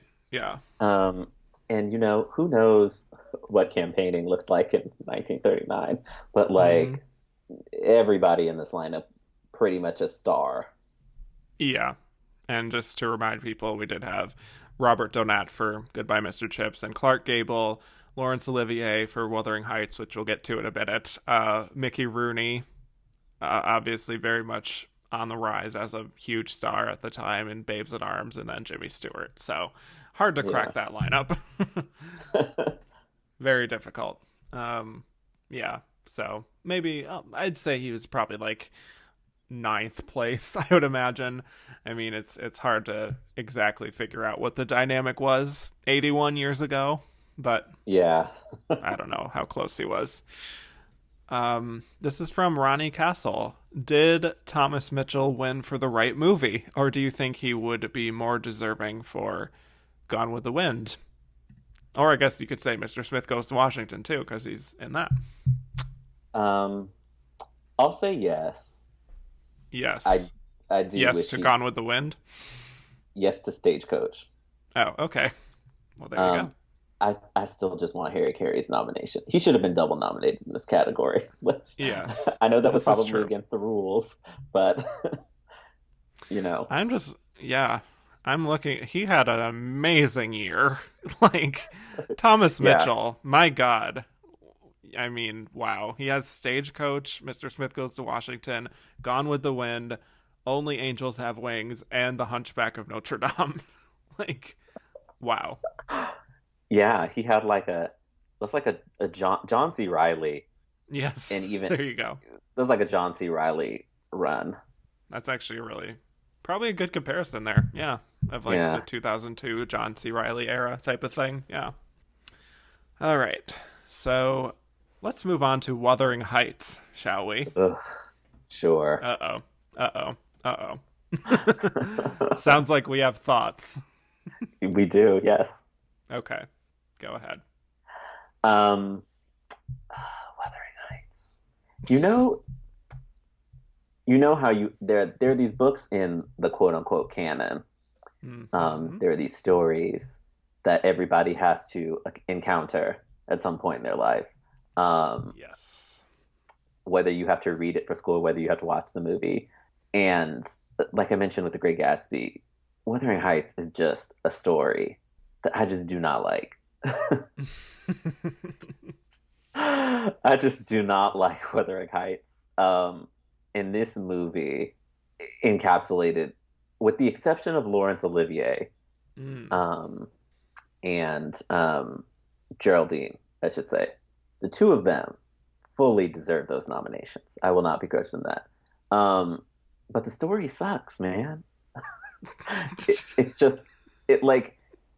And William Wyler is such a good director, but there's just not enough connective tissue to sell how the mechanics of the story of him being like this stable boy and her getting bit by this dog, and then like 2 seconds later she's in love with this other boy, and then like 2 seconds after that they're married, and now Laurence Olivier is Heathcliff is trying to go after the sister, and the sister is ignoring everything they say, and they get married, and she's awful, and blah blah blah, and then the movie ends.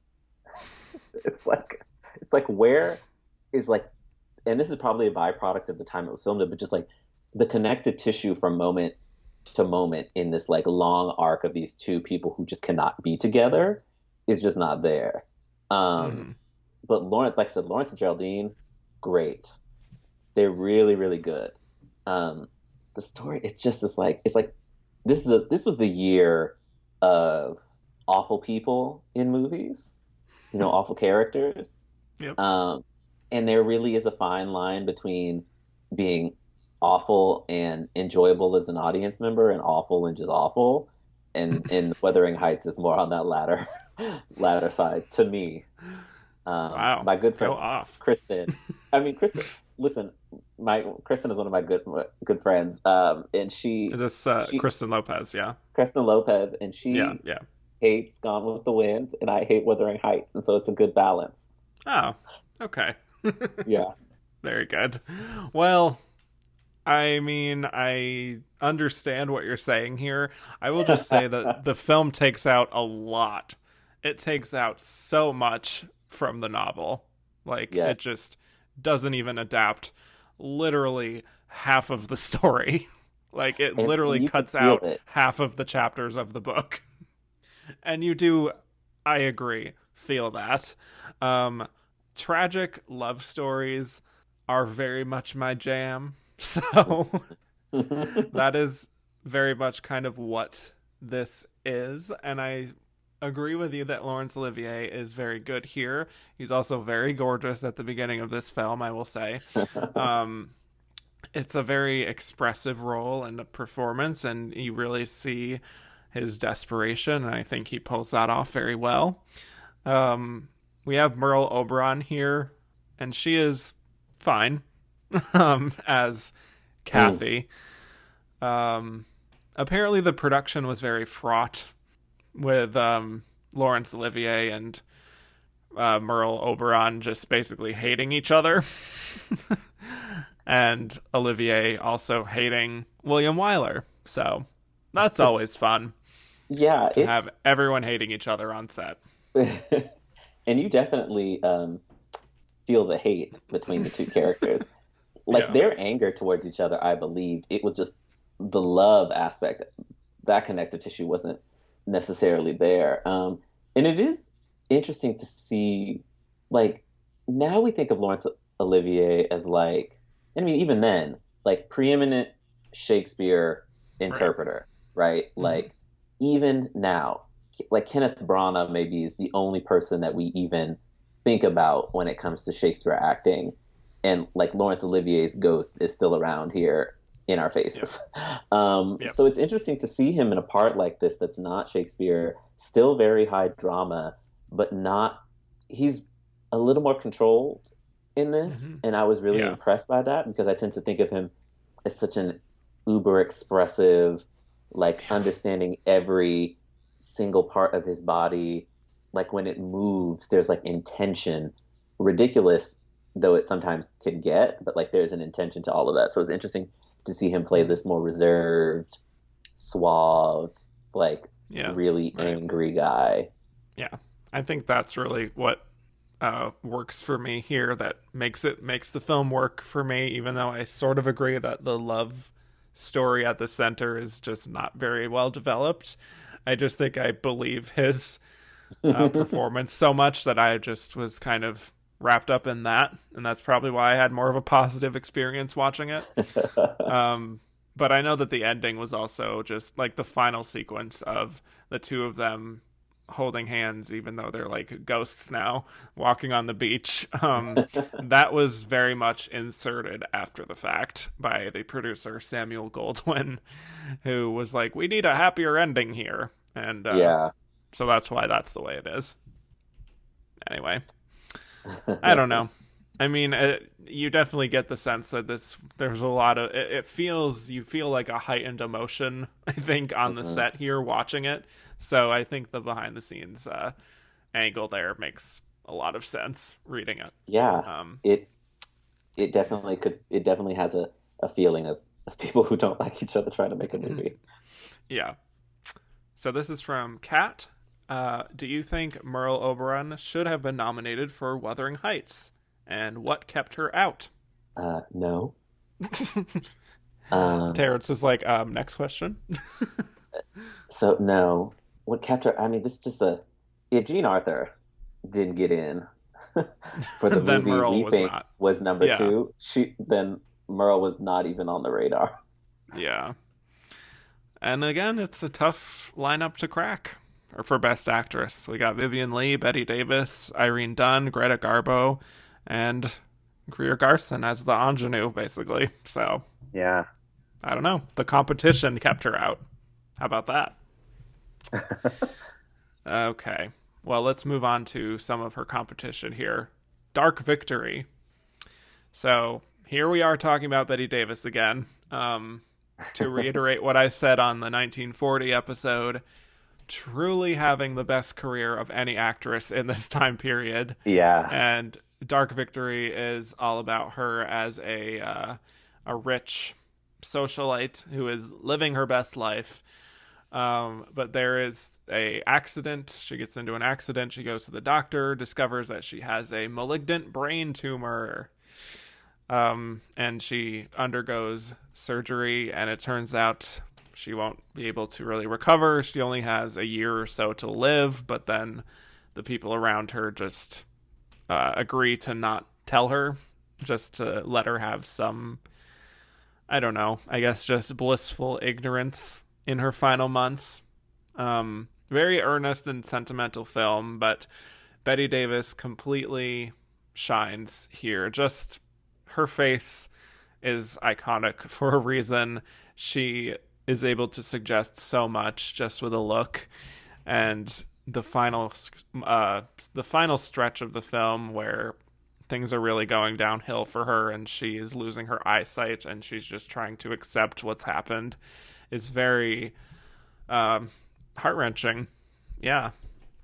So I mean, there's also this very complex relationship she has with Humphrey Bogart, who plays her stable master, and he's always loved her from afar, much like a Wuthering Heights situation. But it's like a relationship that can never be.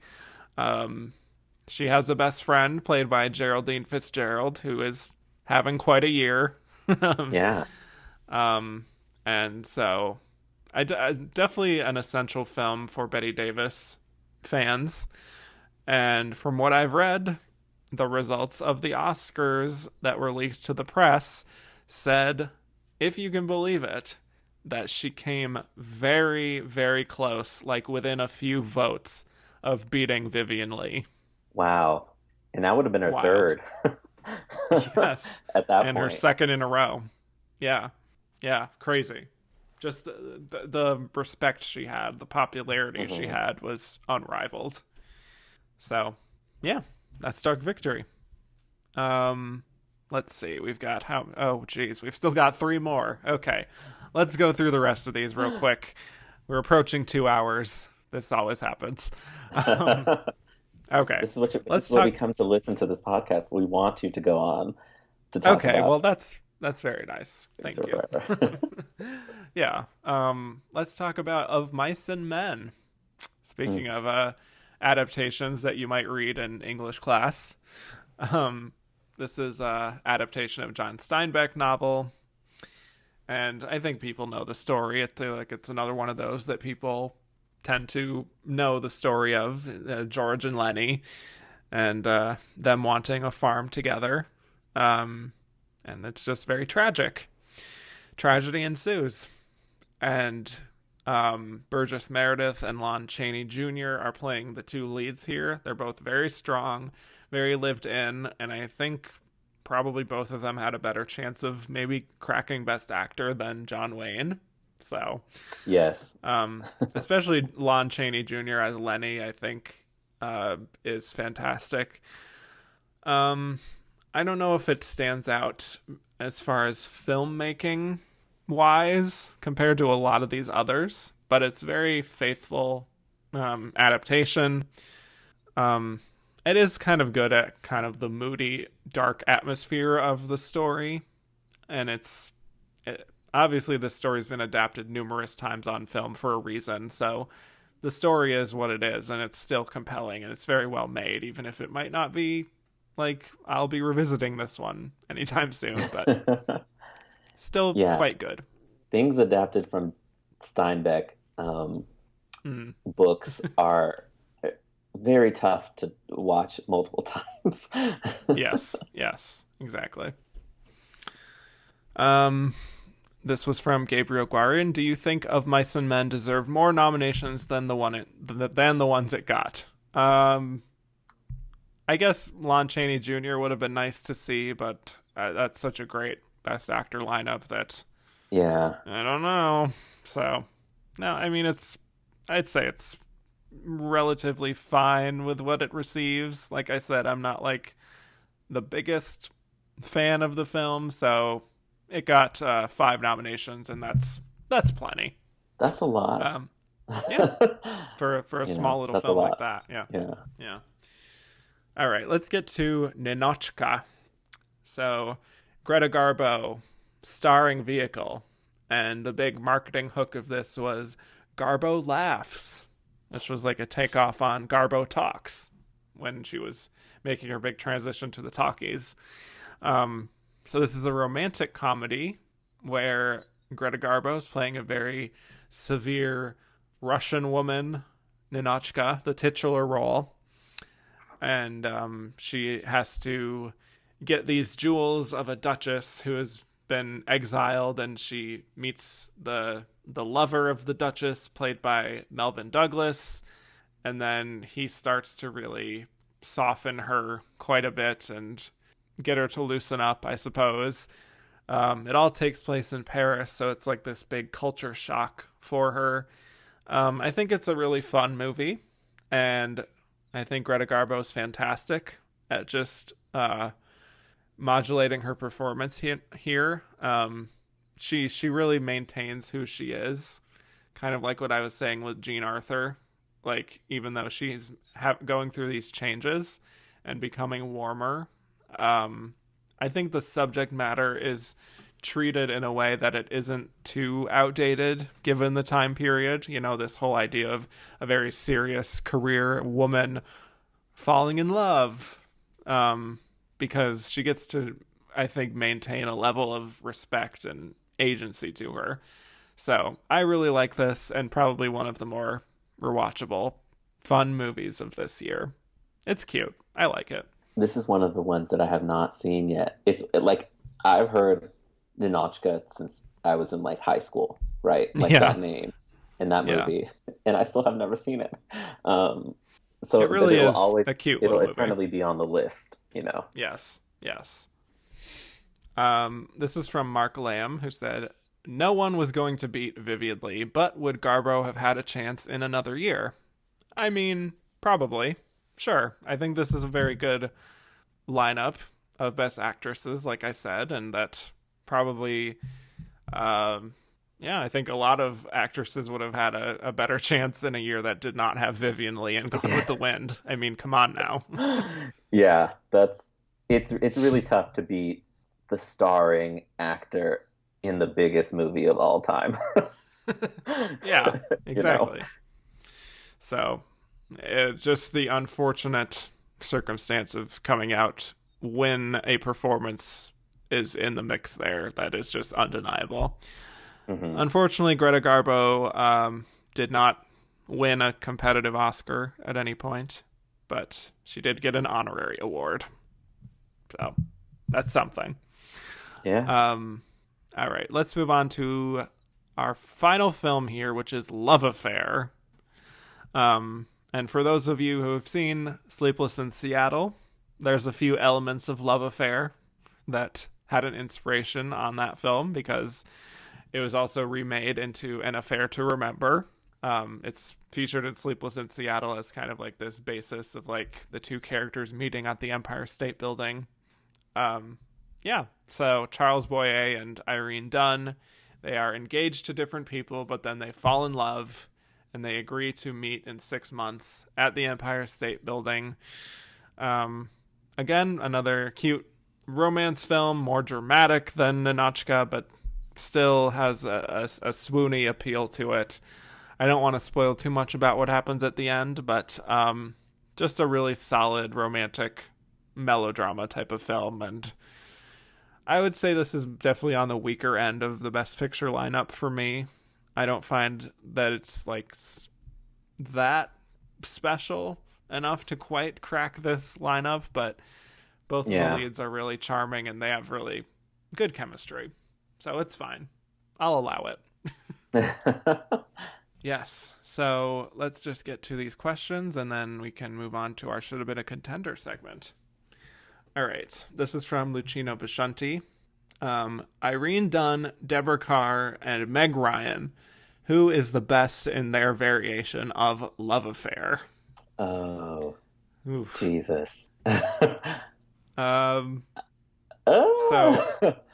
Deborah Kerr, I saw A Fair to Remember a long time ago, and I don't really remember much about that performance. So I'm just gonna say Meg Ryan because she is America's sweetheart.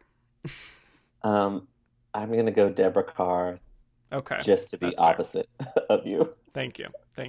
Deborah Kerr always needs some appreciation these days, so good for you. Okay, so this is another one from Lucino Viscianti. Is there any other Best Picture lineup that can match this year's in terms of actressing? Not just the nominated 5, but Judy Garland, Jean Arthur, Merle Oberon, etc. were all fabulous in these movies. Yeah, man. I love that this is a very female-centric Best Picture lineup overall. I like that because we very rarely get that. Yeah. That's a tough question. Like, I'd have to go back and analyze like all of the lineups. Every single one.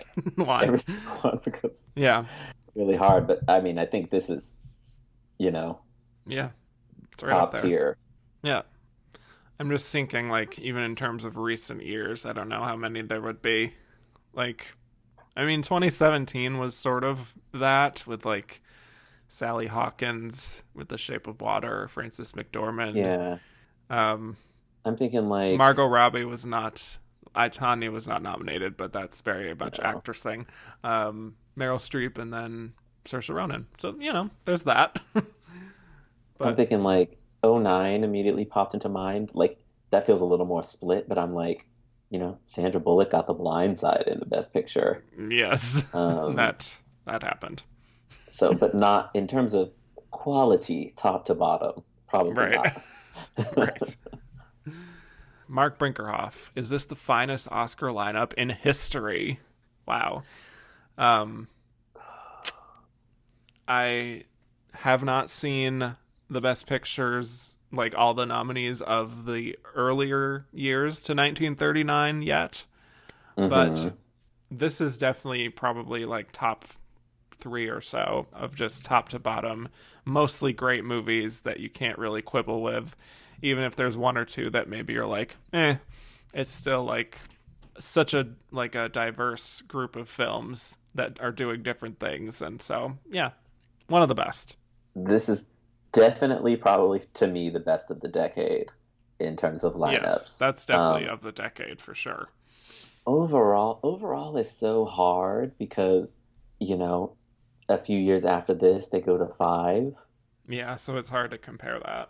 And so it's like, how do you compare that? Because like one middle of the road pick in a lineup of 5 is going to make it look worse than this one. Yeah.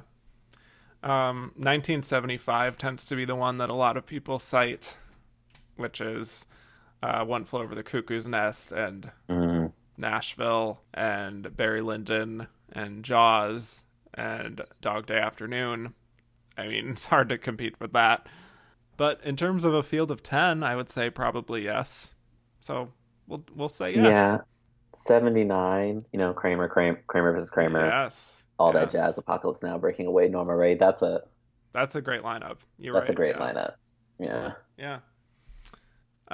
Okay. Here's an interesting hypothetical from Rob Barlow. If you took out Gone with the Wind, what do you think would have been the big winners? So that changes everything, pretty much. If there's no Gone with the Wind here, my God. Yeah, it really does now that I'm looking at it. I mean, this podcast is all about Mr. Smith Goes to Washington. Yeah, so certainly. So maybe that takes its place in all these categories. That would have been. Although I think John Ford would have won director. Yeah, that's fair. Because what's interesting to think about, at some point the Academy swapped this, but like it used to be like the big production spectacle won picture, and like the serious director won director. And now in our current way we look at the Oscars, that's actually flopped. flipped. Yeah. So yeah, like I could see Mr. Smith Goes to Washington winning picture, and then like John Ford winning director because it was a serious Western. Yeah, I think you're dead on the money there. Yeah, because John Ford also, again, not that precursors matter, but he did well with the precursors for director. So yeah, that could have been something. Yeah, I don't know what these acting races, how those shape up. Maybe Jean Arthur gets in with no Vivien Leigh. May Betty, I guess, has 3 wins and 3 tries. Wow.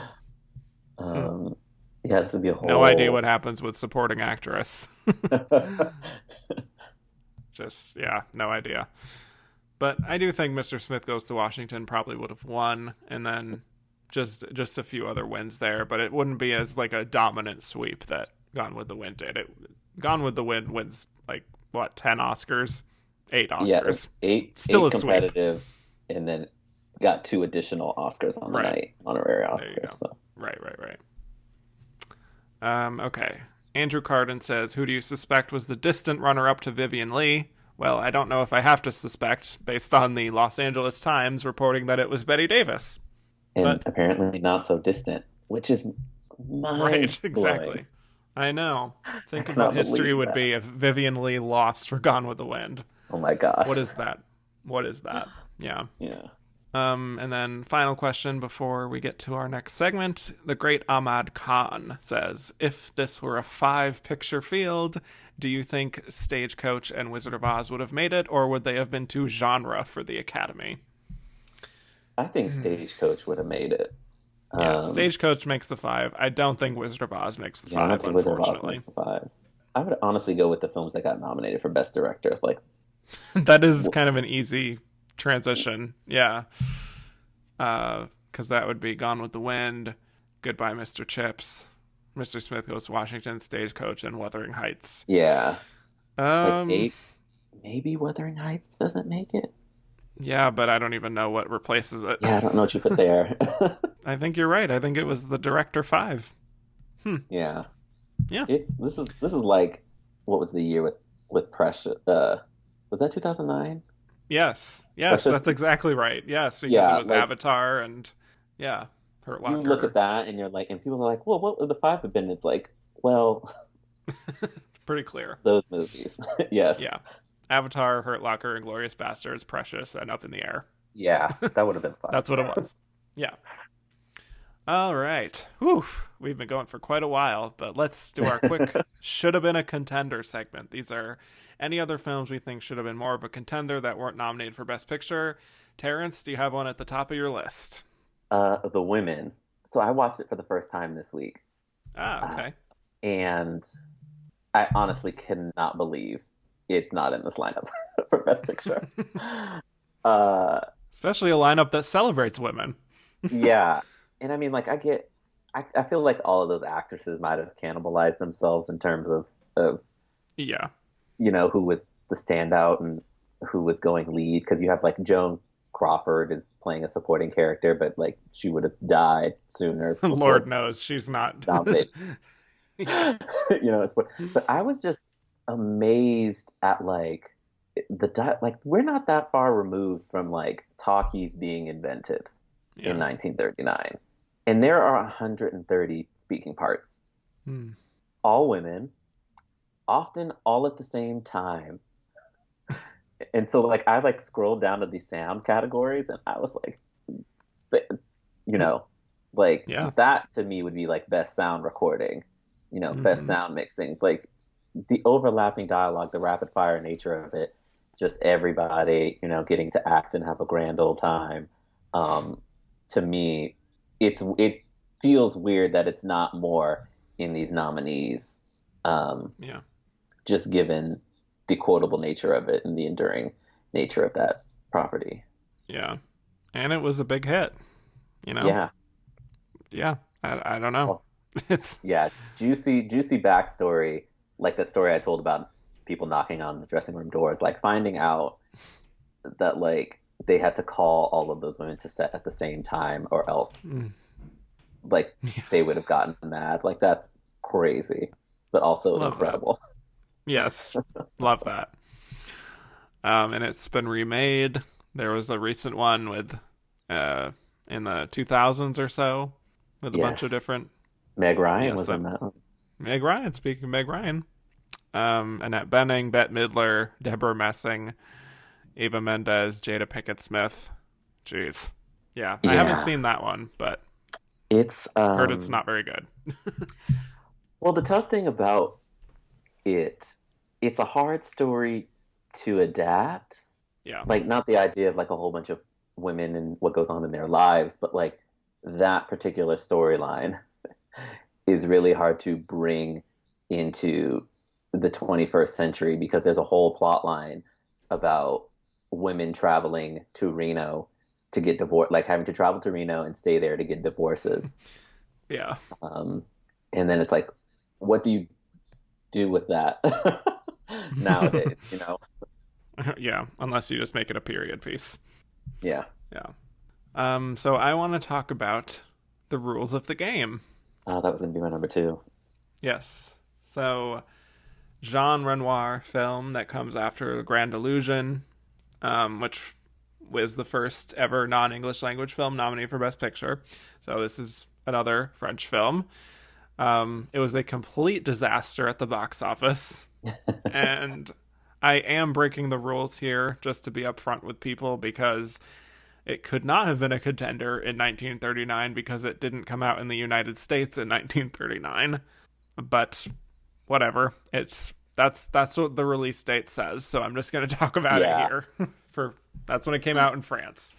So for those who don't know, it's this very biting satire of the bourgeoisie in France. Then it's all about these love affairs and the kind of the messiness of the rich and just like how frivolous they are. It's this very big ensemble, tangled web of romances and affairs and all this lovely stuff. So this film was fantastic, and you could see just how clearly how much of an influence that it had on so many filmmakers, like Robert Altman especially, because there's a lot of characters, there's a lot of overlapping dialogue, a lot of strong attention. Speaking of sound, a lot of attention paid to the sound work here. And there's just one of those films where you can rewatch it and pick up on so many different details. Definitely kind of an influence on something like Gosford Park is very similar to this film. And also a lot of great deep focus work with the cameras and then just like the treatment of the subject matter is very dark and cynical, and that was very much not appreciated at the time as the world was starting to enter into another world war, and it was banned by the French government. So then it was rediscovered later on. Over the years, it really started to pick up a reputation that was more favorable, and now it's in the Criterion Collection. So yeah, I'm a fan. Sort of stays in the top 4 anytime Sight and Sound does a poll about greatest movies of all time. It's up there. I only have one other film here that I'll just talk about, which is Only Angels Have Wings. And this is a Howard Hawks film with my beloved Cary Grant and my equally as beloved Jean Arthur once again here. Also Rita Hayworth, Thomas Mitchell, as I mentioned.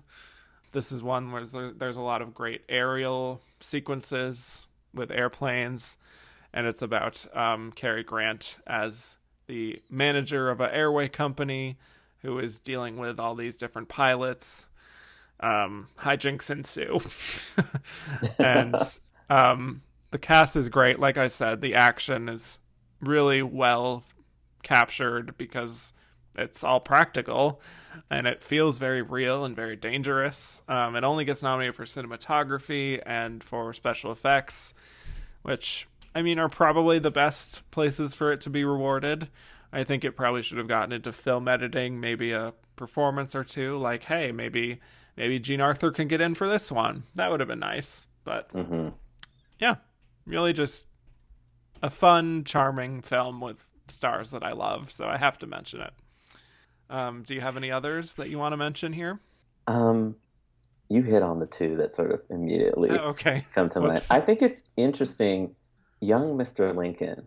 Not that I don't know whether I would put it in there, but just that, like, doesn't that seem like it fits among the, like, I always look at this list and I'm like, oh, it's not there, you know? I know. Yeah. Because, it is one of the more iconic films of 1939 that you just sort of expect it to be in there. Yeah. Yeah.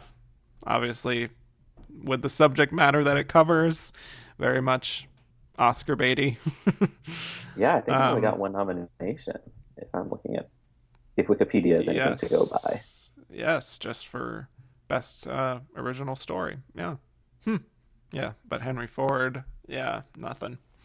Final question from Ian Balaklak. Would you consider the year 1939 one of the best years in film? I mean... One of the best, yes. I would say so. I mean, pretty easily. Like... Yeah. I'm just... I can't say that I have seen, like, a lot of the films of 1939. You know, I've seen almost all of the major films, at least, but...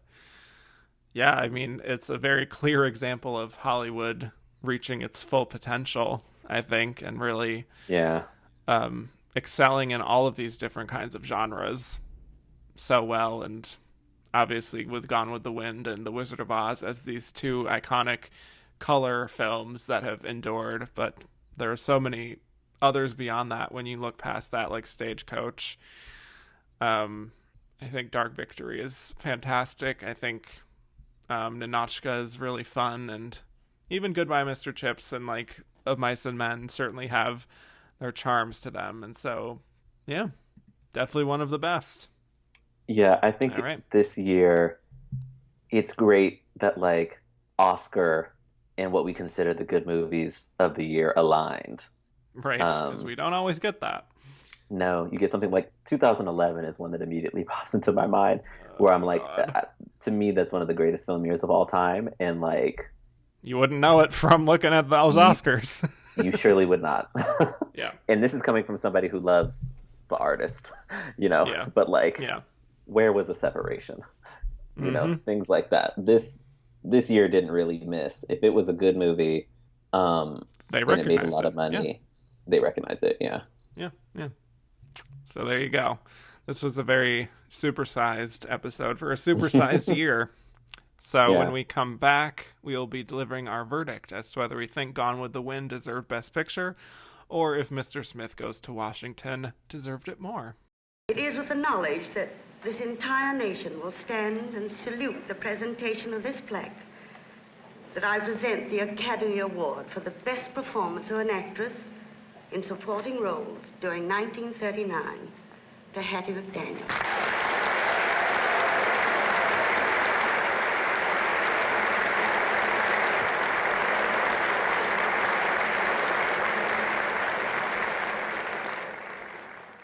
Academy of Motion Picture Arts and Science, fellow members of the motion picture industry, and honored guests. This is one of the happiest moments of my life. And I want to thank each one of you who had a part in selecting me for one of the awards. For your kindness, it has made me feel very, very humble. And I shall always hold it as a beacon for anything that I may be able to do in the future. I sincerely hope I shall always be a credit to my race and to the motion picture industry. My heart is too full to tell you just how I feel. And may I say thank you, and God bless you.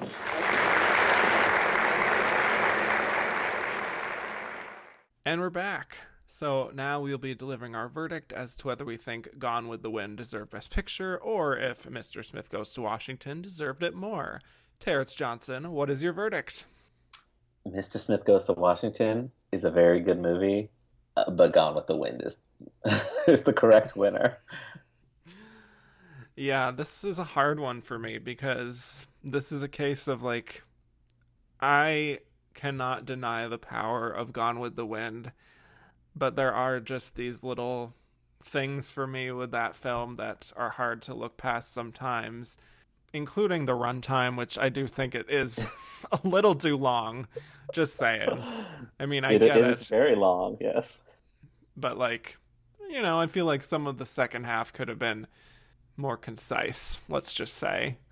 Mm-hmm. And then with Mr. Smith Goes to Washington, it certainly is just like this actor and writer friendly film that has a perspective, and I think it endures to this day.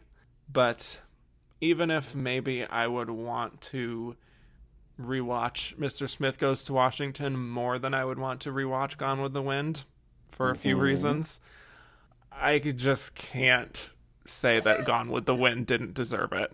So I think Gone with the Wind was the right winner at the end of the day. But I'm just going to say this as a coda here. I think The Wizard of Oz was the correct winner, in my opinion. But what do I know? I'm just a fan of the film, and I think it has clearly endured as one of the most enduring films in film history, and so I feel like it should have been honored more than it did. So that's me speaking personally.